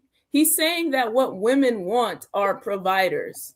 Nowadays, no, we don't, because you're saying one word, provider, but it's really just, I'm your dad, I control you, and whatever the case may be. But we don't got to get too deep in that. So no, the trade-off is not equal. Oh, I get to do nothing and be pure for this man, and the trade-off is provisioning, control over my life. Like what? Like why would sell it to me? Why should women give up freedom just for provisioning? Fellas, all the men listening, I just want y'all to understand that right now, even though she's gonna say she's not trying to, she's equating having sex with multiple men as freedom. Right? So because that's what we're talking about. We're talking about the closing of legs, right? So the point is that when you keep saying this is why I asked the question I asked, though, even though you're not gonna answer it, right? I don't know. I know Tony been around for a minute. He seemed like he got some money. So I'm going to assume for a second that this man understands what it's like to have to get up and go get it. If you know what it's like to have to get up and go get it, for somebody else to do that for you, why are we treating it like that's a small feat? Somebody else is paying your rent, your light, your gas, your cell, your internet, your insurance, your makeup, your clothes, your hair, your nails, your everything, your kids, paying for everything, and that's not nothing. That's just provision. It's just another way. It's just another way of slavery. I asked you a question. I said, why is that equal, or why is that a good trade-off for giving up freedom? Yeah, I absolutely would not screw anybody else if somebody was paying for everything for me. Absolutely. I could not screw anybody else if I didn't have to get up and do these weak ass podcasts and say, hit the Cash App and the PayPal. Absolutely. Anybody want to come and pay all these bills for me, I will gladly not cheat on you. Yes. Stop. We're not talking about not cheating because women get in relationships and don't cheat. We're not talking about that. We're talking about holding your virginity and holding your body counts in the case you might get a provider. Sell that to me. Sell me losing your freedom for the chance of provision. So mentally, no, you could, and I'm gonna make it personal. Mentally, no, you couldn't attain this. But visibly, absolutely. If you were still a virgin at 17, 18, 19, 20 years old, absolutely a man would come and snatch you up and take you away. You wouldn't even have to wait that long. So is it applicable to the majority of women? Probably not. And that's more than that, and actually that's less about their looks than it is about men actually being in a position to provide, right? Particularly in the age demographic that you are. But in reality, absolutely. No question about it. If you were a virgin and you look and the woman was as attractive as you, they would absolutely get it provided. It wouldn't even be hard. Yes. I think she has just as much of a chance of getting a provider if she stays in shape and doesn't have kids. And you don't even have to be a virgin. You just can't have 30 bodies. Okay. Nobody's answering my question here. I just did. Nobody. You just don't like the answer. This is my question, and this is Mr. Beans. Farting over it. Listen, sell me a woman giving up freedom for the possibility of being provided for. Why is this great? Why should women stay virgins? What's so great about this versus being free, having your own provisioning potentially, and choosing maybe a couple boyfriends? Why? Okay, why? I can sell it to you. You ready? I'll sell it to you, and I'll sell it to you quick. Okay, let's say you're 18 years old or something. All right. Now listen, if you just hold off and wait, right, you can get some dummy to marry you. And it's going to be some rich dude. No, I'm going to sell it to you. And what you do is you get locked in and then you get married in the state of California.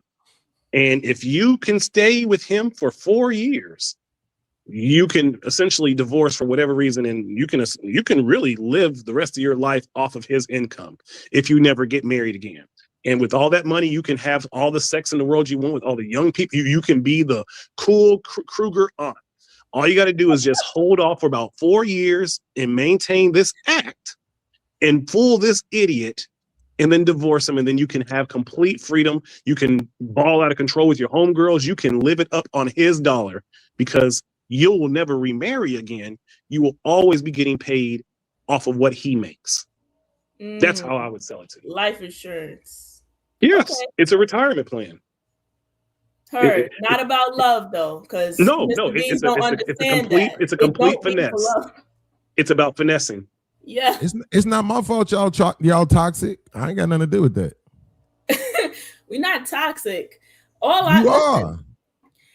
Listen, all I'm saying is this, because I'm talking about body count, but I need to reiterate so that everybody watching knows what I stand for to begin with. I stand for real love and real relationships. No, listen. I stand for egalitarian marriages.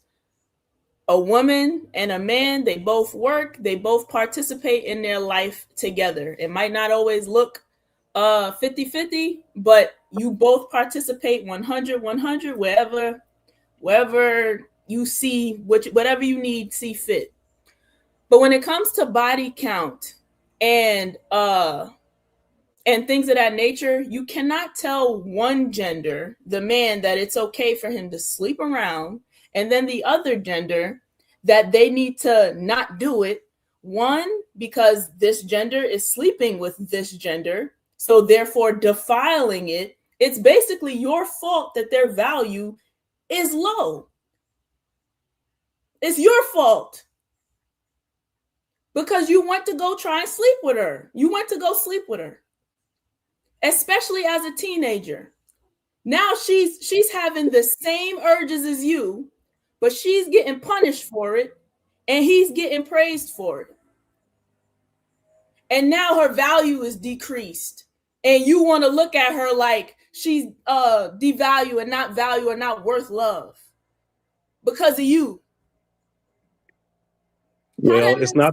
Well, it's not the men in her age bracket who made her feel that way. It's the older men. Listen to what I'm saying. If she has a body count, if she starts in high school, like where we started at, if she starts in high school and she's not a virgin anymore, she goes out into the dating world. She looks for marriage. The men are going to turn around and look at her as majority of women are not looking for marriage coming out of high school. No, that. I said she grows up, gets into the dating world, and because she's no longer a virgin, when she's now ready for marriage, these same men will look at her and devalue her. Absolutely, as they should. He's saying as they should, but not understanding that what he's essentially saying is that anything a woman does with you, a man, makes her less valuable. So why should we even mess with y'all to begin with? We should all just be in the rainbow community. Because if touching or messing with a man makes me not valuable to you, please tell me, why should we do it? No, you don't like the answers. That's the problem. See, what I'm not giving you is people's feelings. I don't give a fuck about feelings, right? What we're talking about is what's logical and what's biological, right?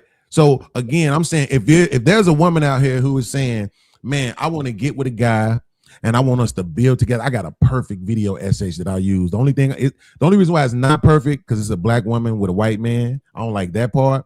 But the fact of the matter is they met in high school. They was together, built some shit up. They was together for 7, almost 8 years before they actually got married. And then a year and a half after that, they had their first kid. To me, that's how you do it. You know what I'm saying? You get together, you build and shit, make sure the relationship is going to last. Unfortunately for us, what we usually do I meet SH at the gas station on a Wednesday. By Saturday, we got a 9-month-old baby. Like that we don't spend no time getting to know each other, getting to know each other's families, planning shit, understanding what we like, don't like. We just jump right in the bed, get pregnant. Like we do that shit a lot with each other. But then when we get with other races, somehow we understand taking time and building it up. So I think that's problematic. But I'm only saying that to say this. If there's a woman who's talking like how you talking, this egalitarian relationship, which by the way is not going to work at all ever. Have never seen anything like that ever in the history of my life. Okay, let me stop you there. Statistics show egalitarian marriages have 81% happiness rate and a 4.5 times more likely success rate versus the traditional marriage where there's hierarchy and not equal to their 18% happiness rate. So the marriages that are succeeding are egalitarian, but move on. Right. So here's the problem with that. Okay. Oh my God. I'm sorry. I thought it was me. Here's the problem with that, right? When you talk about egalitarian in the marriage, are you talking about finances? Yes or no? If you can't prove it, please don't say yes. If you don't have the data to prove it, please, I'm begging you. I do have the data to prove it. It's on my other video. I did it. I went through it already.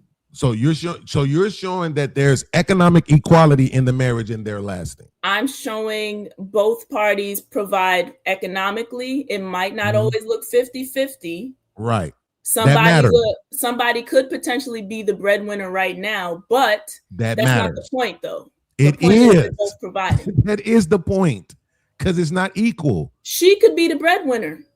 And those marriages tend to end in divorce. That's my point. No, they don't. Oh my God, S.H., when are you gonna learn not to argue with me? You just lost one. Arguing against statistics. I'm not talking. Statistics are talking, not me. That's my point.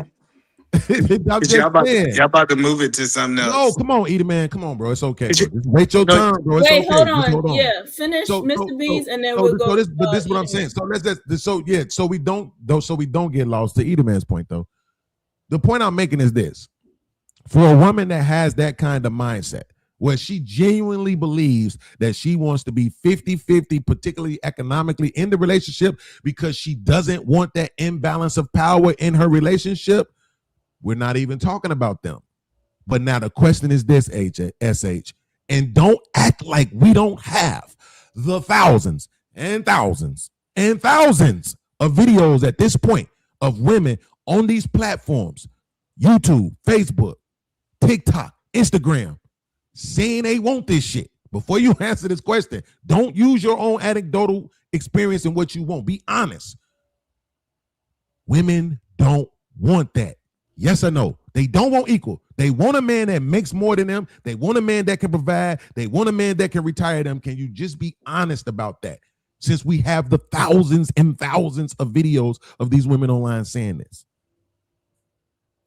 Since we have thousands of videos saying this, I don't like doing that, but I will say some women probably think they want it, then they get into it and they realize that's not actually what's healthy.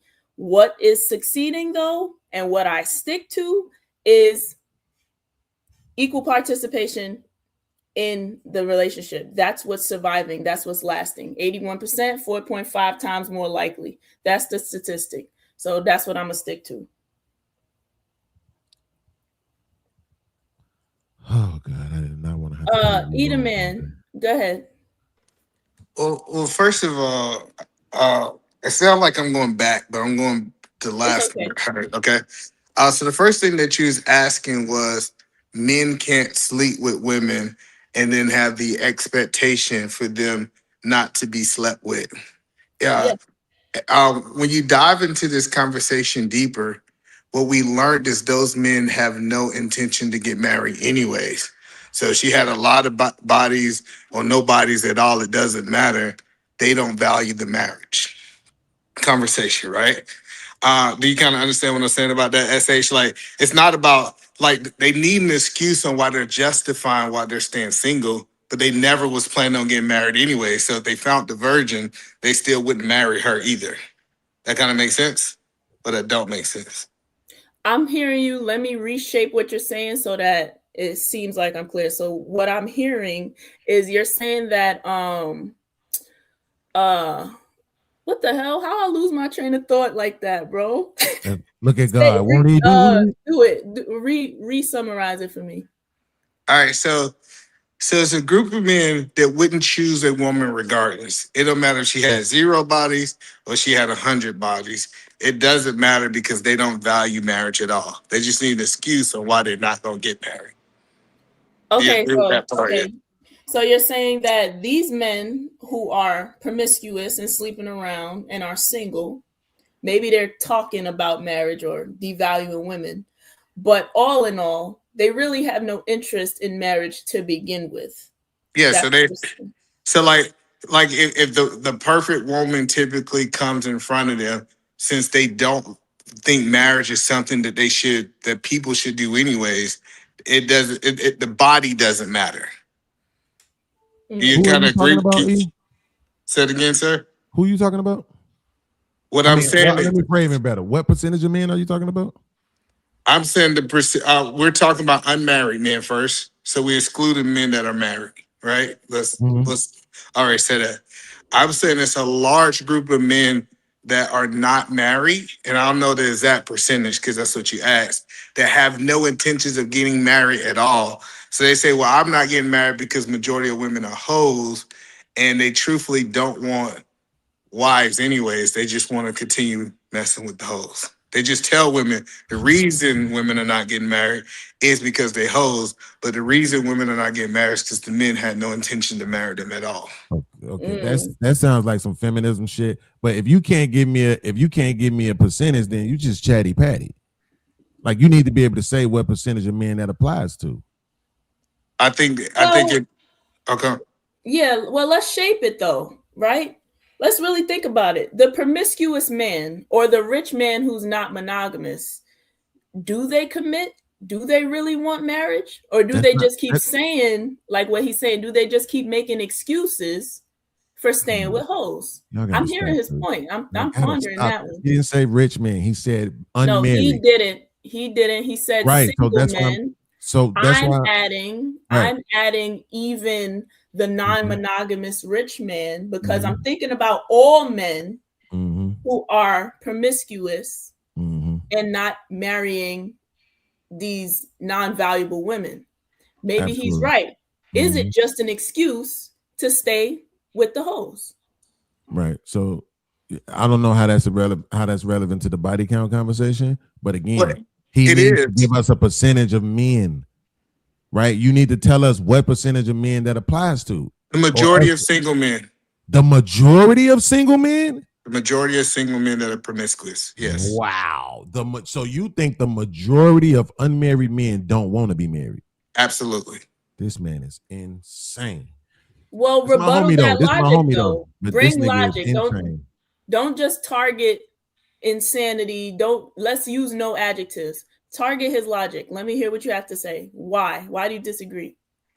Well, I want to say it, but the problem is every time I give it to you, SH, you dismiss it. So I'll try one more time. Okay, so you're not so don't dismiss it. Here's the logic. Watch this. Pay attention. Watch this. From the thousands and thousands and thousands and thousands of women who have been on these panel shows, who have been on these podcasts, who have been on these social media apps, YouTube, Instagram, TikTok, Facebook, they all swear up and down they've been proposed to 3, 4, 5 times. They all swear up and down they've been engaged 3, 4, 5 times. So unless you're going to argue that it was the exact same men proposing to every last one of these women, right there you see a trend of men who wanted to be married. Not only that, when you look at the numbers, there are more, and especially black people, there are 700,000 more married black men than there are black women. And y'all outnumber us by 1.7 million. Black men also get divorced the fastest. Right, but see what you're doing? You see earlier that you didn't like when people the goalposts, right? What you talked about was you told me to explain it, to attack the logic, and now I'm doing it, and you want to move the goalposts. I just told you won't accept it. It's not. Well, can I respond to what he said? The actual logic. Yeah, you can as soon as I'm done, right? Yeah, let me finish. So either man, make sure you respond to all of it, right? All of these women who swear up and down, they've been engaged 3, 4, 5 times. Thousands and thousands of women at this point. All of these women, thousands and thousands who swear up and down, they've been proposed to, handed rings. Thousands of them. Not to mention, we're more married than them. And they outnumber us by 1.7 million.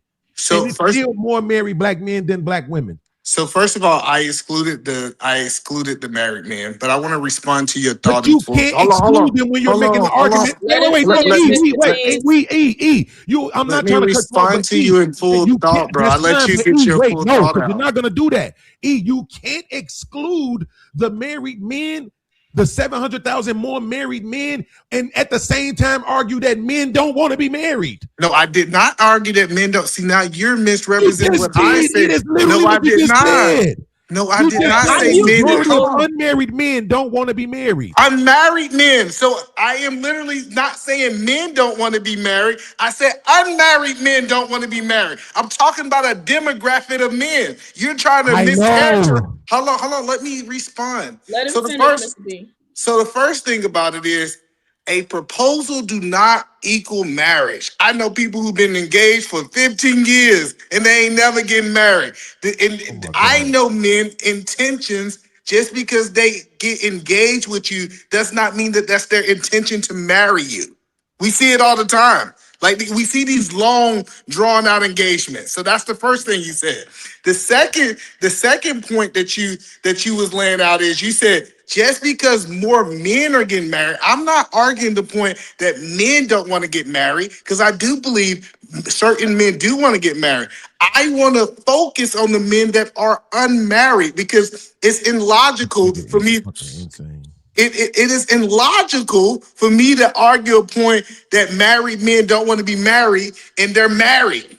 That's why we're talking about a certain group of people. And then when you really it's me. You know, but you asked me to respond in a full thought. You know I process information really fast, right? So can we have a conversation, please? Hold on, Mr. Beans. I want E to land his point, because he just explained why he made that point. But I need him to finish his logic.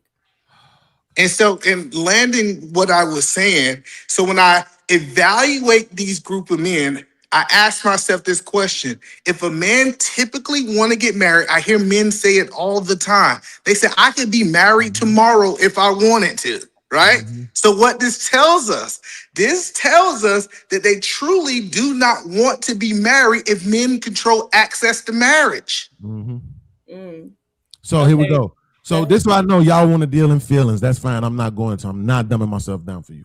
So either man, here's what I'm saying. You've been cooking. I'm not going to take that away from you, but this shit is the dumbest shit you ever said. And I'm not being facetious. Either man, listen to what you're saying. You're not saying that men don't want to be married, but then at the same time, you're talking about the unmarried men.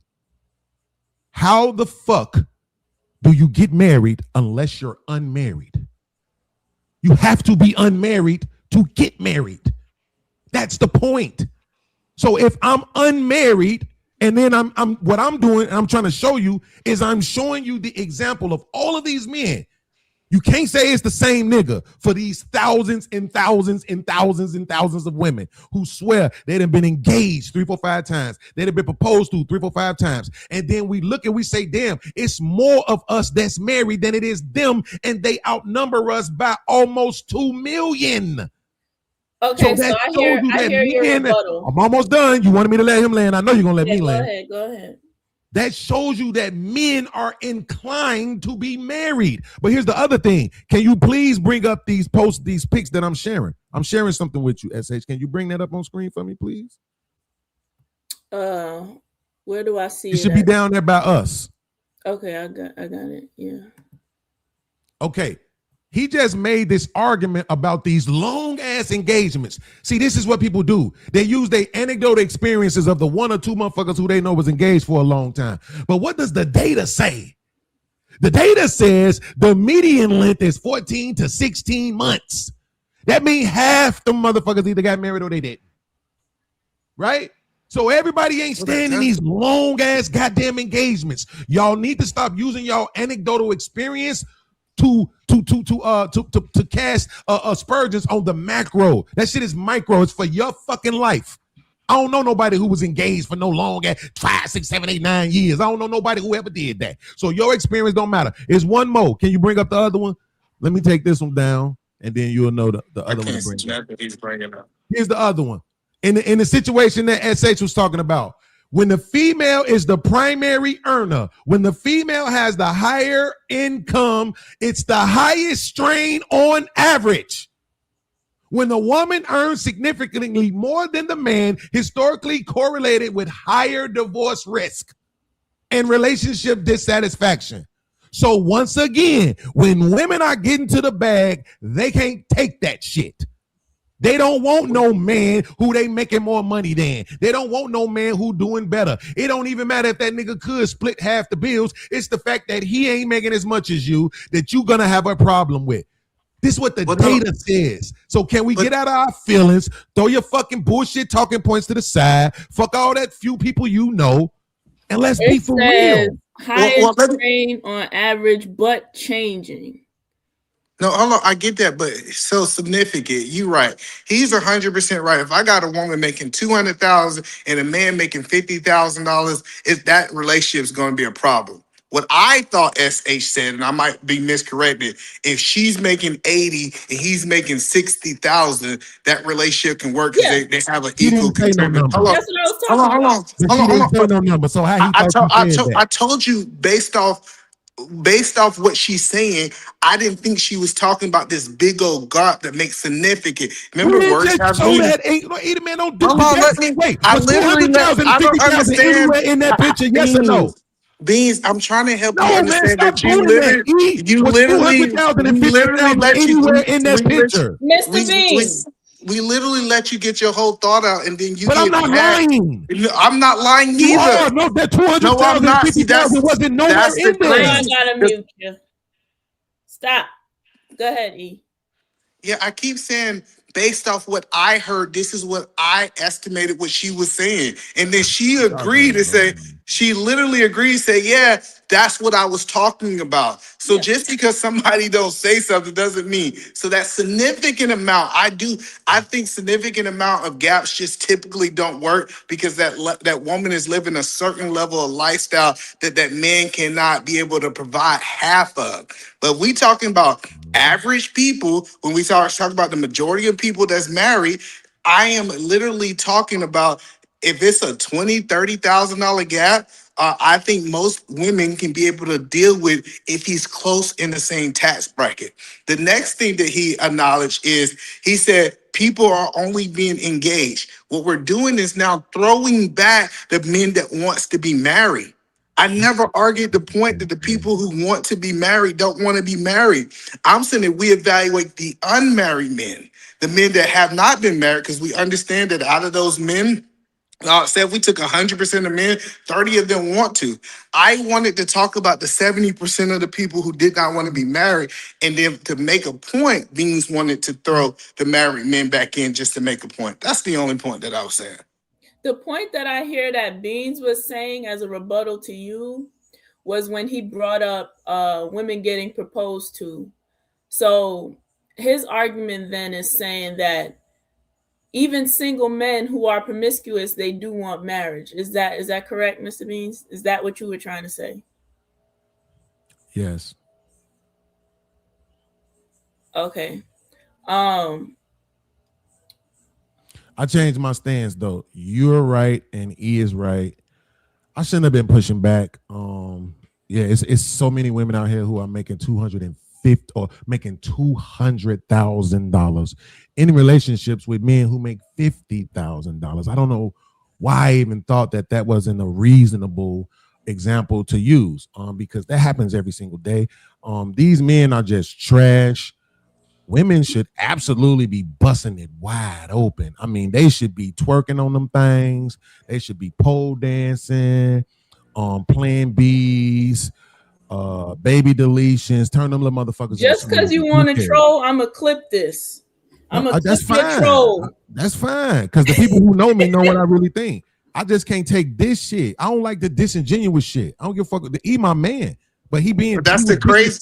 He was I just don't disingenuous. understand. You see what I'm saying right now? How he talking over me, right? But No, he wanted you've me to been wait, talking. right? That's what I'm saying. It's beans. That's my point. He's That one. was my point. I asked you earlier. Can we just have a conversation? And I was letting you have the have to talk over each conversation. other. We could, if you saying some shit, then let me interject on the points where so it's not too information, and then I'm forgetting what you said. But then you start being disingenuous. 200K I and wasn't being 50K, disingenuous. 200K and 50K. So what did they mean by significant difference in your opinion? 55 to 45%. I'm looking at it. I was literally about to share it. If you don't stop screaming in these people's ear.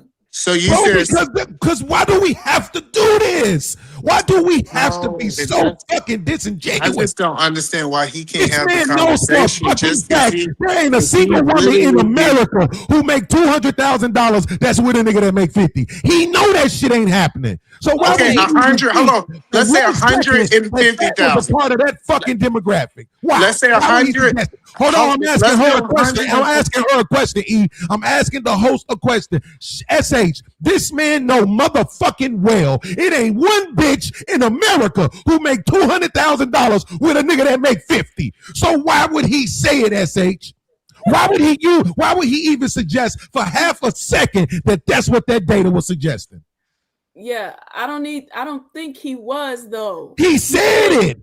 He said the number he said was 80,000 and 60,000. No. He said that's what you was talking about. He said the meme that I just showed you. Yeah, I mean, if she making 200K, what the fuck? Who thinks that? No fucking well ain't. Come on, like fuck it, bro. I'm done. I'm not gonna let you done. Blood pressure, bro. Fuck this. All right, go ahead. You got it. So SH, even if we said 100,000 and 60,000, that's a large gap. Let's say that's significant for argument purpose, right? I am telling you that that's typically an unbalanced relationship. You was talking about balance and equal, which we know no relationship is truthfully equal, right?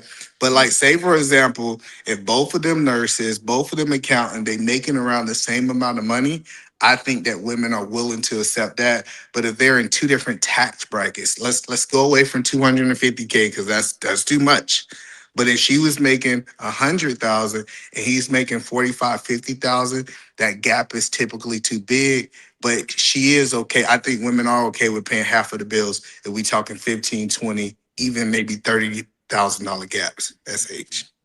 SH, just as more proof for the people who already know I ain't no liar, I just shared something else with you so you can see it on screen. That's the percentage. Okay, let me see. He's bringing receipts, y'all. Typical income split structures where the female is the primary earner in the household, right? Women 55 to 65% of the household income, men 35 to 45. Oh, so you know what that doesn't suggest? You know what that doesn't suggest? That doesn't suggest 200,000 versus 50,000. But you know what it does suggest? 80 versus 60. Which is the exact number that he suggested you was using and you agreed to. So we said 80 versus 60. Guess what? 80 versus 60, that means that 80% is 57%. See how that fits right into that? I'm gonna keep this stat though. This supports my Wait, argument. can you acknowledge it out loud though? Don't just acknowledge the shit that you like. Acknowledge that 80-60 that he said and you agreed to fits into that demographic. Yes. Yes. Okay, cool. I can't see the screen. Cool. Okay, cool. I don't see what y'all see. Oh, right here. Absolutely. I don't know if it's because I'm on my phone. I haven't seen none of this. Okay, I'm gonna read it out loud. Ready? It says typical income split structures. Female is the primary earner of the household. Mild female advantage, most common within this category. Women, 55 to 65% of household income. The man, 35 to 45%. So that's the gap. Because you said 80 and 60. And if the woman makes 80 and the man makes 60, that means she makes 57% of the household income, which fits in between the 55 and 65. Do you understand it now? Hello, so 80,000. I want to make sure we got it. 80,000. 57% of the household income. Do you understand it now? Hello, 80 and 50 is what we stated. You said 80 and 60. I said 80 and 50. You're literally. Okay, cool. So SH, if we rewind the tape and he said 80 and 60, can we drop 80, him from the 60 panel? was the number, yeah. Okay, that I literally because I said 30,000. But the point that I'm making is that 130,000 if we multiply, divide 130,000 by 50,000. I did it backwards. Yeah. 50,000. You see how you keep saying 130, right? When she just told you, you said 80 and 60. You don't get to change I'll it go 140. Hold on. Listen, brother. We can run the tape back. I know what Absolutely. I said. But hold 140. on. Let's do 140. Right, 140. 140. Mm-hmm. 140 divided by, if we do 140 divided by 50, that means Mhm. he's making 140 divide. Give me 1 second. 140 divided by 50. What math are you doing? 60. 140 divided by 60. 60,000. Give me 1 You're second. tripping. Why do you want to let him finish this? This is incorrect math. All right, go ahead, because he obviously This is he what want to you do. control what's What going on. I is, just wanted Let to him see go. what's going with it. bro? Yeah, do he literally. you- So this is the strength of my life, bro. so if the man would be 42%, right? And we said that was in the Yeah. example. What was the stat? SW? I mean SH. Yeah, that was the stat. He's let me just read it again. It said 35 to 45% the man. So 55 to 65% the woman. all right, so what I Bring up was the trying. other one. This is not hard essays. Just bring up the other one. We don't need Wait, to let him waste just time let on him this, bro. finish. Even if it don't make no sense. Let him finish. Well, what I was trying I to knew you understand was is a we feminist. look at 140 and we multiply it said by 35%, right? That man would be making $49,000, right? So it'd be a Okay. range Right. from 49,000. So if he's making 49,000 in this argument and we multiply that, I mean we subtract that from the 140,000. I just want to understand the range that we're doing. We're saying that he's making 49,000 and she's making 91,000, but we do got a range, Bro. right? This shit is done, bro. Okay. Look at God. Okay. Pause for a second. I want to say shout out to Red Lipstick Vibes for the $4 Cash App. My Cash App link is I don't know if it's somebody if I got a mod, spam it in the chat, but it is what you call pinned. Please hit the Cash App, support the show so that I can keep going live. So yeah, Mr. Beans, you put up a God is so good. Did you see that? stop. No, listen, for real. We're not supposed to waste our time on idiocracy. We should be able to move past it. He was doing stupid math. He said, "Hey, just pull that up, and you will see what I'm talking about." Just pull that up. He said 80 and 60. 80 and 60 together is 140K. 80 is 57.14% of 140K. It's not hard. Okay. I kind of got lost in the sauce, so bring me back. What was the point of what you were saying? And then Because he and you tried to make this argument that when men and women or when men and women have this more of an egalitarian marriage, that they tend to last longer. But what I was trying to get you to understand was egalitarian does not necessarily focus on the income.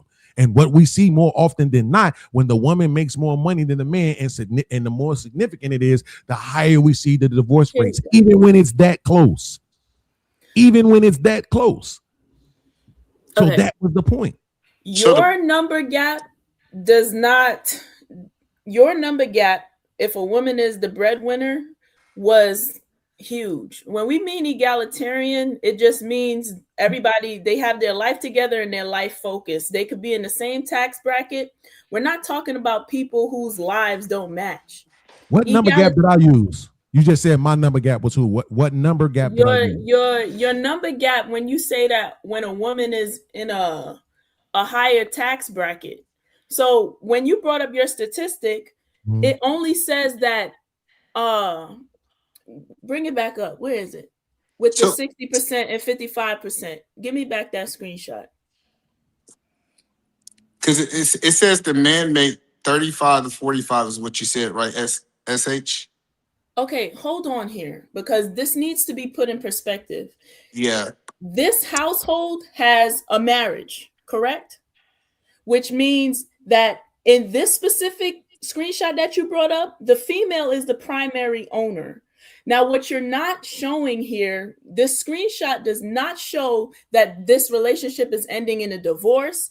What it's showing is that there's a relationship, there's a marriage, and the woman is the primary breadwinner. So can you please use this and prove how that, and use this to prove how that means that the marriages aren't working? Because what I see here is marriage.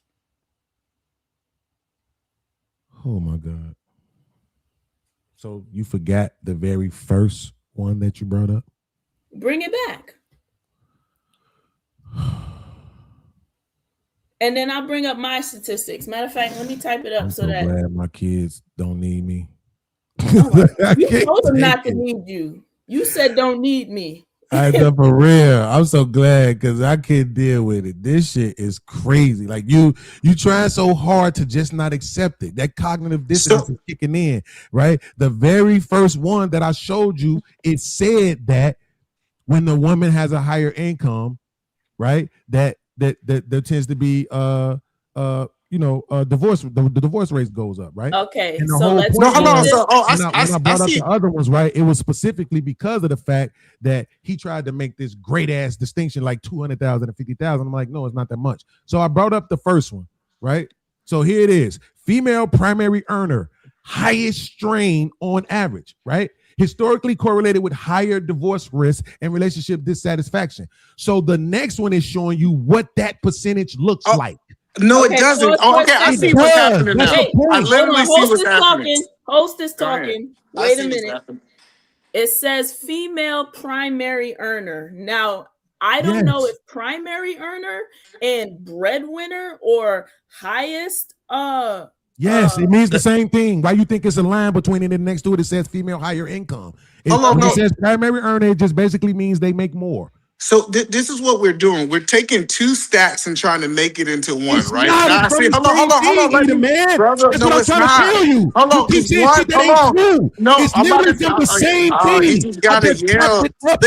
I literally let him paint the narrative that he wanted to paint, and that he don't want me to rebut it with. All right, well, I'm gonna let you fuck me, bro. If that's how you feel, cool. So this is. The first, literally the first stat he said, it had a very, it didn't just say primary, females with primary, that it's the bread, and it said significant. It says significant, right? So it wasn't including all of the women that was the primary bread owner. That's not what was going on. Hold on. Man. You see how he tried to just make it seem like there was two different ones? He said the first one look, significant. Listen, if she's making 63,000 and he making 77,000, they don't even fall in the last statistics that he's saying. That's not a significant amount. So literally, he took one statistic that says a significant amount, and it said, well, let's just look at all the women that are the primary bread owner, and we look at this small percentage of 5%. That's not a significant amount. So he used two different narratives to paint a narrative, which these two things are not talking about the same thing. So that's what I was trying to point out. This shit is this is different. This screenshot is different. No, it's not. And they do not paint the story of what you're trying to say. This says she earns significantly more than the man, not 50, 60, 70, 50, or what was the percentages here? So what we looking at, it would be what? 45 to 50% is included in this. 45 to 55% is not a significant amount. And it literally talks about in his first stats a significant amount. So he said, let's just fucking point. That is the point that you literally did. This is why I don't understand why you doing this dumb shit. Bro, it's me. You not gonna win. It's not about winning. You literally painted the narrative that the second stat was a reflection of what the first stat was saying. Because that is not true. It literally says it's the primary distinction for that particular group. It literally says that. You literally took two different pictures, and you literally took two different pictures and said, "Hey, one says a significant amount, and the other one is just talking about the primary breadwinner," and then tried to put those two things together and said, "This is the reflection." Just happened, Eda, man. And this is why I know. This is why I know you doing this shit on purpose now. So you said that these was all on the same page. No more, right? The fact that you even over talking me lets me know you're doing this on purpose. You've been over talking me. That's what I'm saying. He keeps talking about over talking me. You got it. So what I'm saying is this.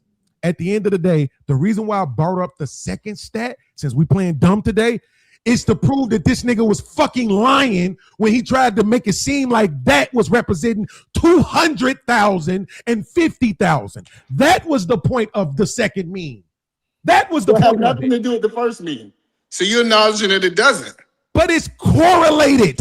We're not talking about causation. It's still correlated. Can you bring up the second one, please? The second one. The one in the middle. Yeah, this right here. So when it says this is the largest share of the female higher earning marriages, it would include them too, dumbass. They all would be a part of the same fucking demographic. Yeah, doesn't mean you're right. So the whole point is, I'm yelling because you're retarded. All right, that's true, bro. You call everybody retarded. So the point that I said is they was not talking about in his original. Don't overtalk. I'm gonna get emotional if you overtalk me.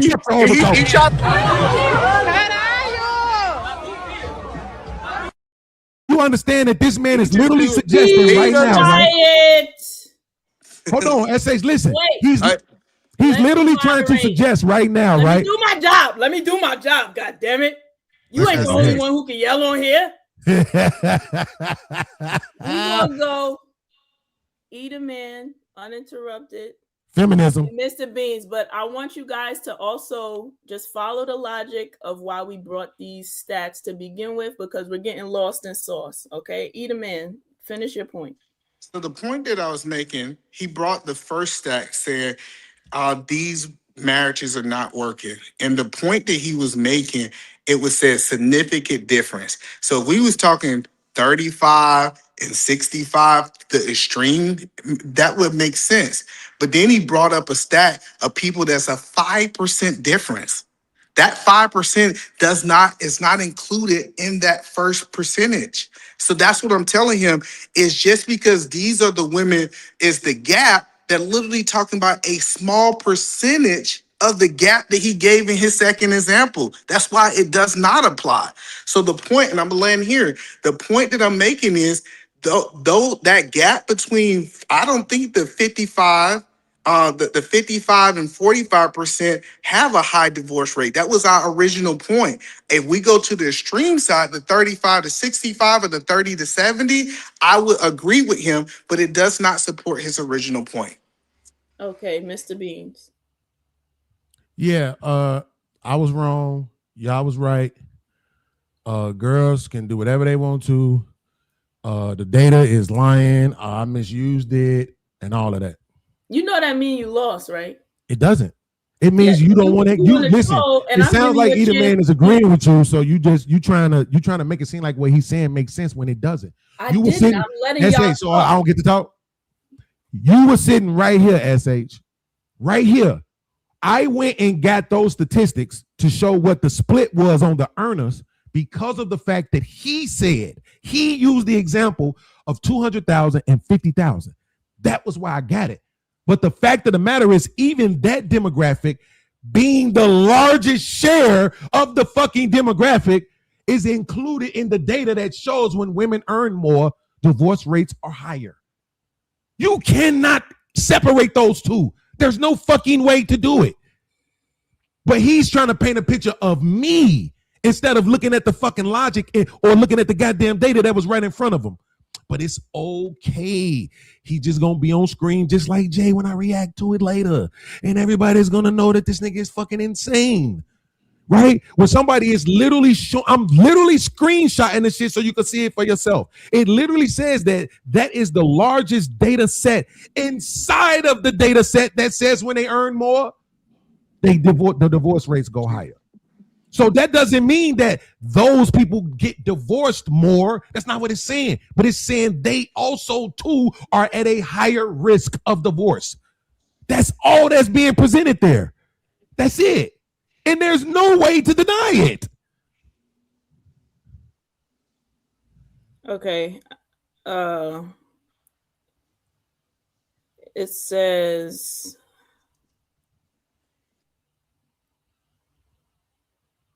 despite egalitarian goals, relationships often break down due to lingering traditional gender roles and unequal share domestic labor and spousal resentment when the male provider identity is threatened. So it says women divorce when they out-earn their husbands because financial independence provides the means to leave unsatisfying marriages. So your statistic that they're leaving because they earn more is just a blanket statement. It dives deeper into the reason that they're leaving. They're not leaving because they earn more. They're leaving because a man's ego is so fragile that he can't handle a woman making more money than him. Tell me I'm wrong. Yo, it gets deeper than that. And the deepness is that a man's ego.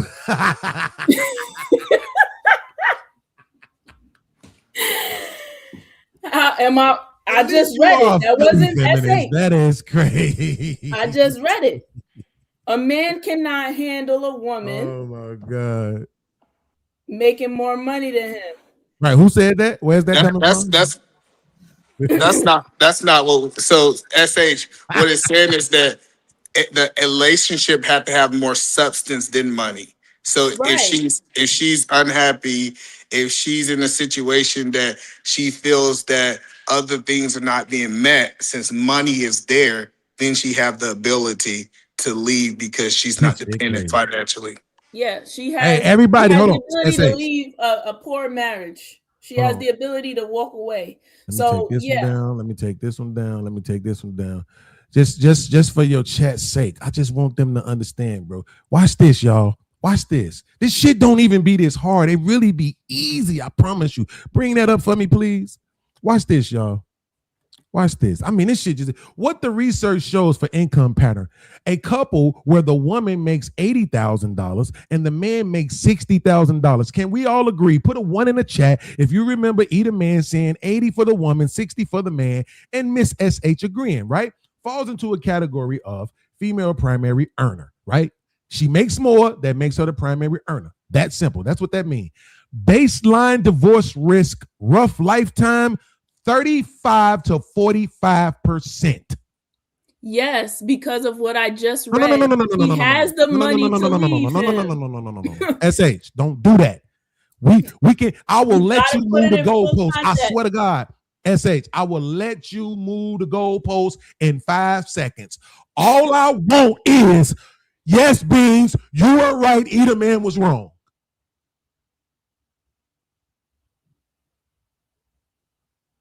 You are right. Either man is wrong. Yes. He said 80 to 60. We don't see that same increase in divorce rates. I think 30 to 45 is kind of high. That's damn near 50%. It didn't say you see an increase in divorce rates. It says that's literally what it's saying. Divorce risk. Wait, read the statistics because rates and risk are two different things. Yes, 35 to 45%. We're looking at the same data. It's the same thing. No.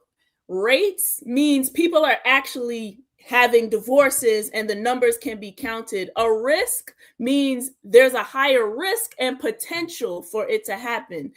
What do you think that is? So what I'm trying to say is just because there's a risk doesn't mean that that the rate is what you're saying. Just because there's a risk doesn't mean there's a rate. Those are two different Absolutely. things. Let me ask you a question. If you were going to buy a car and they told you there's a 45% chance this car is going to break down as soon as you drive off the lot, would you buy it? Yes or no? You gotta measure your own risk at your own risk. Right. Would you buy it? If that's the only car I could get. No. Would you buy it? We know it's not the only car you can get. So would you buy it? Yes or no? No. Okay, then. So that's the point. You understand that risk matters. And that's exactly what this is saying. It can't quantify for 80 to 60. Do you know how much small that data is? That's very exact. So it can't quantify for that. But what it can say is, according to all of the data, if we quantify and simplify for this specific data point, which is 80 grand for the woman and 60 grand for the woman, this is what's more likely to happen, right? That's exactly what it's saying. So it's saying there's a 45% chance that this is what will happen. That matters. Okay, yeah, and you're using these stats against egalitarian marriages, correct? No. It's not against egalitarian marriages, right? Again, what I was trying to point out to you, that when you use the word egalitarian, I don't think you're applying that to economics, because you made a statement suggesting that 80% of egalitarian marriages are surviving and thriving. So I'm saying, when I'm just pointing out that when you say egalitarian, you're not talking about economics. You're talking about the power weight in the relationship. You're talking about the power dynamic. You're talking about shared responsibilities in and out of the house. That's a different thing than the money. You see what I'm saying? So that was my only point in pointing out that the economics is different from the egalitarianism in the relationship. That's not what they're talking about. Here's why, but I need to say that here's why the economics is not fully different. The reason why these divorce rates or the risk is higher is because she has the means to leave.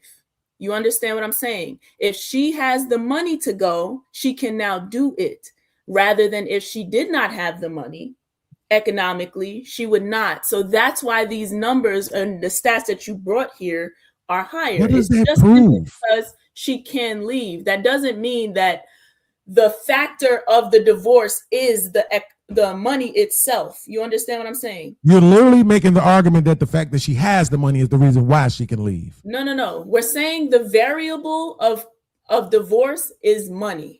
Meaning, no. S.H, you literally just said the fact that she has the money now, she can leave. She doesn't have to stay. That's what you just said. Yes. Okay, do you understand why? Do you understand it? What he said. Outside of you trying to demonize men, nah. I don't understand what point that proves now. I'm just trying to get you to acknowledge that when this nigga said that when women make 80 and men make 60, there is no increased risk for divorce. But the data says that he's wrong. Can you acknowledge that? Yes or no? Yes. Okay. So I can acknowledge. So hold on. Let's be clear. What I said, because Beans misquoted me in real time. I said, I believe what S.H is saying. I never even stated my theory. I said, I believe what H.H is saying. She wasn't talking about this big gap. She was saying that marriage actually works. Sure. I never even stated what I never even stated what I think. But he's now trying to paint a picture that I said that I believe that these marriages that, because I never told y'all what I believe. Now that we're here, you have the floor. Tell us what you think. So what I believe, because I was just trying to say what I understand her to say. I never said what I believe. So what I believe is that I think hierarchy in marriage actually works. This idea that trying to figure out what equal looks like, I don't think it truthfully and honestly can be measured. S.H. Like this idea of us doing equal work, it'll take more work of us trying to figure out what equal looks like. I think what I thought she was trying to say is that everybody's doing their part, and their part might not look equal. That is what I said. So where are you jumping to everything looks equal? That's where we get counting, and I do this, you do that. I don't think that's what a healthy relationship looks like. I think if you see it, do it. If it needs to be done, do it. And both. But that's the hierarchy. So the hierarchy, what I'm saying from the point that I'm looking at it, the hierarchy actually says, even though it's a hierarchy, as a man, I am responsible for my part, and it might be more than my wife, and my wife is responsible for her part. Not this. Why do you need hierarchy for people to just do what they need to do? Well, because I believe that it's no such thing as a two-headed snake. I think that you only can have one leader.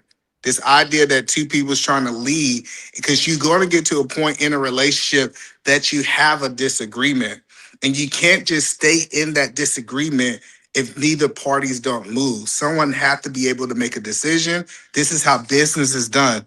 You really typically rarely see equal partnership. We could say that it's close, that one is 60-40, but you typically have a CEO and a co-CEO and typically not two CEOs.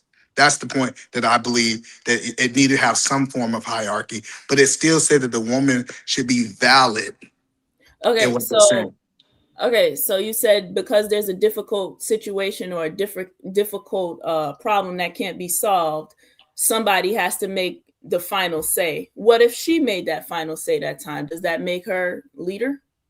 I think if he delegates it, so say for example, if my wife is making a decision with the kids and she's more knowledgeable, right?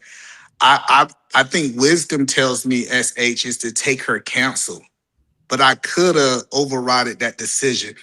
So just because I can override her decision doesn't mean that I will override her decision. Does that make sense, SH? Yeah, I don't understand why we need or you need to have the authority to override or mute me to where you get final say or I don't get an opinion. I The never. fact that, hold on, no, wait, just Go ahead. Yes, listen. ma'am. Yes, Because ma'am. no, wait a minute. We're talking about the function of hierarchy and leadership where somebody has the power to choose whether or not they can mute you. Just because, listen to what you just said. You just said, I may not do that and choose to listen to you, but you basically don't have to. So I'm trying to understand how that's healthy and why it's necessary for somebody to have that power over another adult. So no man got the power to mute women. If you ever deal with women, they gonna talk when they talk. This how I did it, muting. That's crazy. But what I'm saying is, I have the option to take your advice or not take your advice. But you got the right to say whatever as a you want. woman, right, you have the option, you have the power to listen to me or to not listen to me, to hear or to shut it out.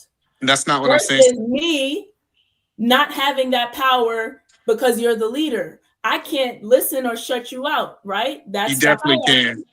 You definitely can. That's what I'm saying. So then it's Listening, unnecessary. So hello, I don't no, no, understand why we need no. that. Listening and muting out is bad because both parties have the right to do it. I'm talking about when it comes down to the final decisions for the kids. A decision has to be made. Someone have to have an edge over the other because if you both have equal votes, you get to a point. This is even if you understand how structure is set up. Structure and order says that we got to be able to move forward and move past stalemates. And So that's what I think.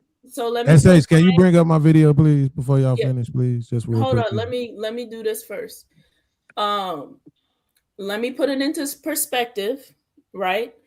I think leadership, especially with egalitarian relationships, is fluid. So a woman may lead somewhere, a man may lead in something because it depends on who has the skills or the knowledge in that area. You do not have a permanent leadership seat, right? So, yeah, you may need to lead something to make a final decision here because you are more qualified here. But in regards to the relationship dynamic, lead what? Like, lead where? Lead me to what? Why does there need to be a hierarchy? So I believe the leadership only is at the man, but he also can delegate responsibilities. So for example, if a man say she's good at finance, let me delegate this to her because I want to use her to the max of the ability for the family and for the relationships. Just because I delegate something to you, SH, doesn't mean that you're leading me. I don't think leadership is interchangeable the way that you think it is. Okay, why do you need the power of delegation? I don't understand why, if you have a partner and you see her skill set, you would have the authority to say yes or no to her skill set. Wouldn't it just be beneficial to let her do her thing and lead that area? That's If called you listen, go no, ahead. listen. I If thought you you are, finished. I apologize. yeah, if you are able to delegate, this is what I'm saying. I'm talking about the function of this power. You have the power to choose whether to use this skill or to not use this skill. I don't understand why this power is had, necessary, or its function. Why do you need to delegate this? Well, that's part of leadership. So if you ever if you understand what leadership is, it's the power to make a decision. Now, if we argue if you a good leader or a bad leader, that's a whole nother conversation, SH. But I should have the power to do it. I have the power to do right and wrong, but I have to choose right. You can't take that power away from me. Even So God. if a woman is a better delegator than you are, then she should lead the relationship. She should Right not or be wrong? with that man. She should Huh? not be with that man. If she's a better leader than him, she should not be with him. She should go find a man that is a better leader than her. That's how it typically works. Okay, and this is why these traditional relationships and marriages only have an 18% happiness rate versus where there's no hierarchy and people just cooperate and communicate and bring their skills together and nobody's delegating over anybody, survive at an 81% and 4.5 times more likely rate because we do not need these skills. You just said that if a woman now if a woman now has leadership skills, right? Because you said leadership and hierarchy are necessary for relationships. You said better. You said better. Hold on. You said that leadership is required for marriage. That was your original argument. And now we're saying, okay, but now she's the leader. No, she should not be with this man. Is leadership the requirement, or is it men should just be leading women? What are you saying? Well, I want to respond to your thought in full. So the first thing you said is that marriages have an 18% happiness, right? All right. I don't know why you think that's important in marriage. Like that, like you're gonna have days, we're human beings. Every marriage, I don't care what system you in, you're gonna have days you happy, you're gonna have days you sad. Like it's no, I don't know why we have these conversations like this. It's this period where you're only gonna be happy in this fairy tale world, right? So do you at least agree with that? That every marriage is gonna have happy days and sad days. We're not talking about happy days or sad days. We're talking about reported statistics about what marriage feels happy to these couples. So reportedly, the traditional marriage with hierarchy only has an 18% happiness rate, which means that people are only happy in these traditional marriages 18% of the time. It depends on when you ask me the question. Because if you ask my wife the question, and when we in Bora, she's really happy. But when she was in child labor, she'll tell you she wasn't so happy. So that's what I'm saying. The thing of happy, when are you happy? It really don't tell the duration of the whole marriage. Is how you feeling in that moment, SH. Do you agree with that? Okay. Egalitarian marriages, 81% happiness rate. And the statistic also said 4.5 times likely success rate. So these marriages are not only happier, but more successful statistically. Now what? No, I'm trying to understand the happiness, right? So you said 4 times 5. I guess I got to accept your statistic, right? Let me see how accept it, right? I want to understand what was the sample size, because are you saying that the majority of people, or at least half of the people that's in marriages, are in these types of marriages? Or are you saying that this is a small group of people that's trying this out? Because I'm saying that, okay. You want to look it up? Yeah, because what I'm trying to understand is when you say they're 4.5% successful, I'm like, where are these pool of people at? Because do you think that the majority of the people are on the traditional side or this other side that you're proposing?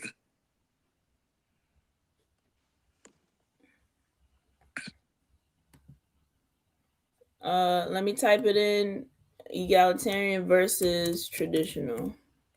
Yeah. And that's all I'm trying to understand is you saying that these people why would that matter? Because they take a subset to get what I'm trying to understand is, like, marriages have never been measured by happiness. And then when you say successful, I'm saying if we already use happiness to measure success, I disagree with that. So No. The statistic I bring out says 81% happiness rate, and happiness is a part of success. Would you not agree? Wouldn't no, success bring happiness? no. No. Okay. Most of the time I created success, I was not happy. That's what I'm trying to understand your mindset. In every aspect of life, I wasn't happy when I was being successful because I had to do the work. I had to literally do what I did not want to do to be successful. So So then are I you don't measure. arguing that marriages should just be together with and not be happy? Is that what you're No, arguing? I think that happiness is an emotion that comes and goes. Like it's times in my marriage I've been happy, and it's times in my marriage that I have not been happy. Like that, it's a human emotion that comes and goes. So that's why I don't think it's something to measure the success of a marriage based on happiness. Okay, well, the statistic didn't just say happiness. It said 4.5% success rate, which means they do not end as much in divorce as the traditional marriages Hold do. on. So you believe just because it says 4.5% success rate, they're comparing that to divorce rate? No. It said it has a 4.5% more likely success rate. So it didn't say divorce. I'm just saying I'm measuring success by not breaking up or not divorcing. Would that not, like, I Well, think that's logical. what that's why I wanted to dive into that statistic. What do they mean by 4.5? Like we can assume what they meant by 4.5% success rate, but what Meaning does that mean? likeliness of no divorce. That's what it means. So you said that because, like I said, I don't have the statistics. What they were saying about 4.5, these type marriages typically ends more in non-divorces than others, or is that what you believe they mean? Okay.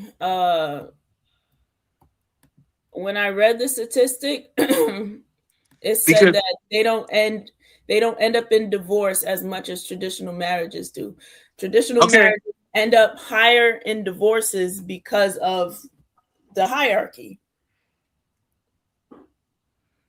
so so when we study traditional marriages, I don't even think hierarchy's in the top 10 on why they get divorced.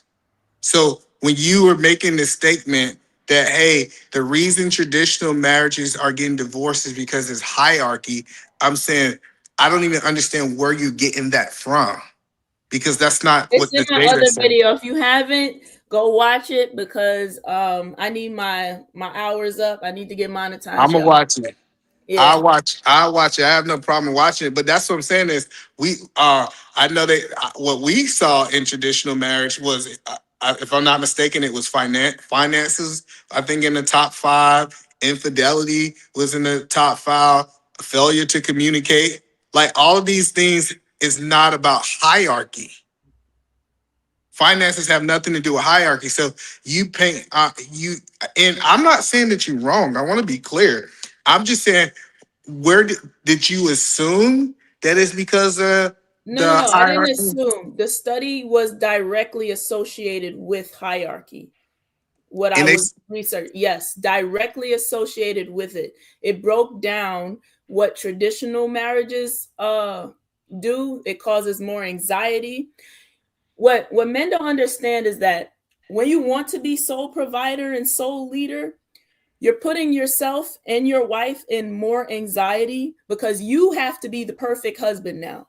Now you're in a box where if you make one wrong decision, you can upset your family or you can make matters worse. You are in a situation where your family's happiness and life and all of that depends on you making every decision correctly because you are now the delegator. You are now the leader. Everything is on you. She is also now under you. You're the provider, the protector. She is under constant anxiety of whether or not you will make the right decision. She don't got no say. You got the final word. So there's yeah, that hold on, there's the anxiety that comes with it. uh Finances, if you're the sole breadwinner, and say she's a stay-at-home mom, you lose your job, you might lose your marriage. You understand there's a whole bunch of factors on why traditional marriage actually do not work. Okay, so I hear this whole thing, right? So first you say don't do the solo, so no solo income. Then there's also you conceded the podcast where he said you can't out earn the man too. So it sounds like a man. No. I didn't concede. I was conceding to his statistic on what point he was bringing up. That doesn't mean it aligns with my worldview. Don't do that. I know, but I'm trying to understand.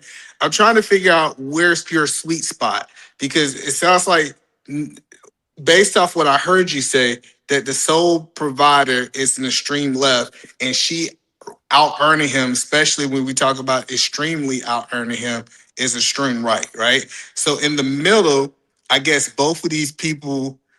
So do you think? So do you agree with podcast that if she out earns you, I mean, if she out earned a man, that increases her level of divorce, or you disagree with podcast on that point? His statistic brought a fact that there's a higher risk of divorce when a woman earns higher than the man. Now, when he brought that up, I went and researched deeper onto why that would be. It is simply because if the marriage is trash, she has the means to go. That's why that risk is raised. No, I got that. Now, what I'm saying is, if she out earned him, they're not in a traditional marriage. Do you agree? Not necessarily. There could still be traditional values in the marriage. He could still want her to submit to him. No, but that's not traditional. That's what I'm saying. For it to be traditional, he have to out earn her. The moment she out earned him, that marriage is no longer traditional. Yeah, that's probably why the traditional values won't work. But I think if a man gets into marriage like that, he might still complain or want her to. Perfect. I got you. So yeah, we understand that if she's out earning, they're not in a traditional marriage. So those people are not in. Do you agree with that statement? It's not fully traditional, yes, but I think there are other traditional aspects that can exist in that marriage or could be wanted. So just because there's different traditions in traditional, you got the protector, provider, and leader, whatever. There's 3 aspects to it. So just because he's not the full provider doesn't mean there can't be traditional. Well, okay, so that means you're asking for a hybrid. You don't really want one of the. No. Hold on. Well, let's have the conversation, SH. So you want him still to protect you, right? No. Are you asking about my personal worldview? I'm asking because we're comparing the two, and it sounds like you're trying to pick a little bit from this side and pick a little bit from that side and make your perfect relationship. No. Here's what I do. In an egalitarian marriage, which is what I advocate for, it doesn't mean equal or the same in every aspect. It means you both participate in your marriage where you see fit. So it doesn't always look the same. She might have more money here. He might have more money here, but they both work. They both. So do protection look hold the on same? real quick. SH, I've been really patient. I just want to know if I could play my video or not. Oh shoot, I forgot about his video. Yeah. Just really quickly, I swear it ain't nothing but a minute long. Also, I got about 9 more minutes left, so I'm gonna add it to the thing. So hold on. Let's be clear. What I said, because Beans misquoted me in real time. I said I believe what SH is saying. I never even stated my theory. I said, I believe what HH is saying. She wasn't talking about this big gap. She was saying that marriage actually works short. I never even stated why. I never even stated what I think. Okay. No, it's not done. It's not done. Yeah, I think he's trying to get to it's not done. Okay. All right. So we heard this man just lie and say that he never stated what he thought, right? So let's go and see if that's actually a truth. Let's see. But we talking about average people. When we start talking about the majority of people that's married, if it's a $20,000-$30,000 gap, I think most women can be able to deal with if he's close in the same tax bracket. I am literally talking about a $20,000-$30,000 gap. I think most women can be able to deal with if he's close in the same tax bracket. I think most women can be able to deal with if he's close in the same tax bracket. So he just Is So it he just still said, going? I think, not SH thinks. He said, I think. I'm saying if there's a $20,000 or $30,000 difference, I think that women will stay in those marriages. I, not SH. So when we was talking, when it came down to the first point that you was making, when she said the 30 to 80,000, my first response to her, I believe, because he cut that part out. I believe what she's saying is this. I literally just played that. Hold on, no, you did not. Well, now let's touch him in another line. Can we please start that video over, SH? Let's start that video over, SH, please. He literally cut out. He said that I didn't play that part. Hold on one second. So I can acknowledge. hold on. Let's be clear. Play it again. Yeah, play it. I'm playing it from the beginning. Unless I didn't hear the beginning. So Hold on. Let's be clear. What I said, because Beans misquoted me in real time. I said, I believe what SH is saying. I never even stated my theory. I said, I believe what HH is saying. She wasn't talking about this big gap. She was saying that marriage actually works short. So that's me playing you saying what you said. No, that's what I'm saying. You're missing the point when I first started talking. Hold on, Eat-A-Man.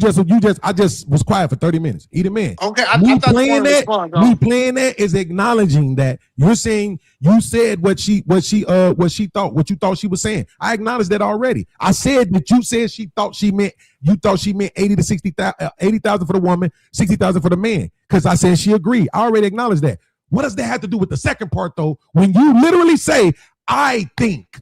You wasn't saying you thought what she said. You were saying think. You literally said it. I can explain. So when we don't have to.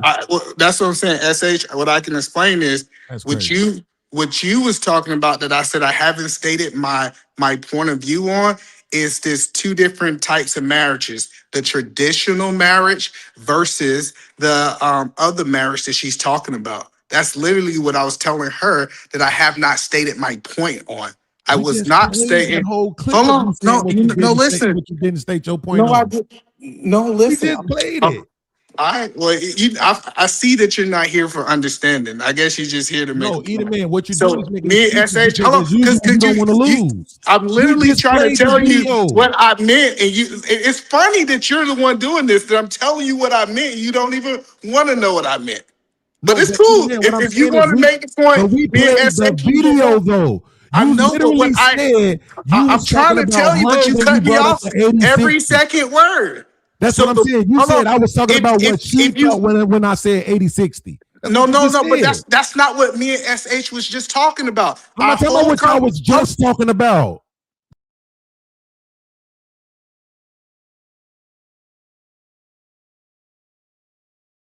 Yeah, be quiet. I was on mute and I muted myself. Thank you guys for showing up to the live. I gotta go get my son. Peace. S.H.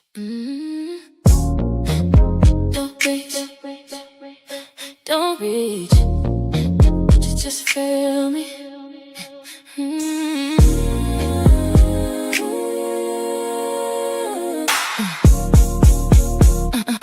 S.H. I know you feel it when I walk in quiet. No need to speak, I shift the climate. You watch me close, but keep your distance. I don't respond to forced attention. I've been soft, but never easy. You don't touch me just cause you need me.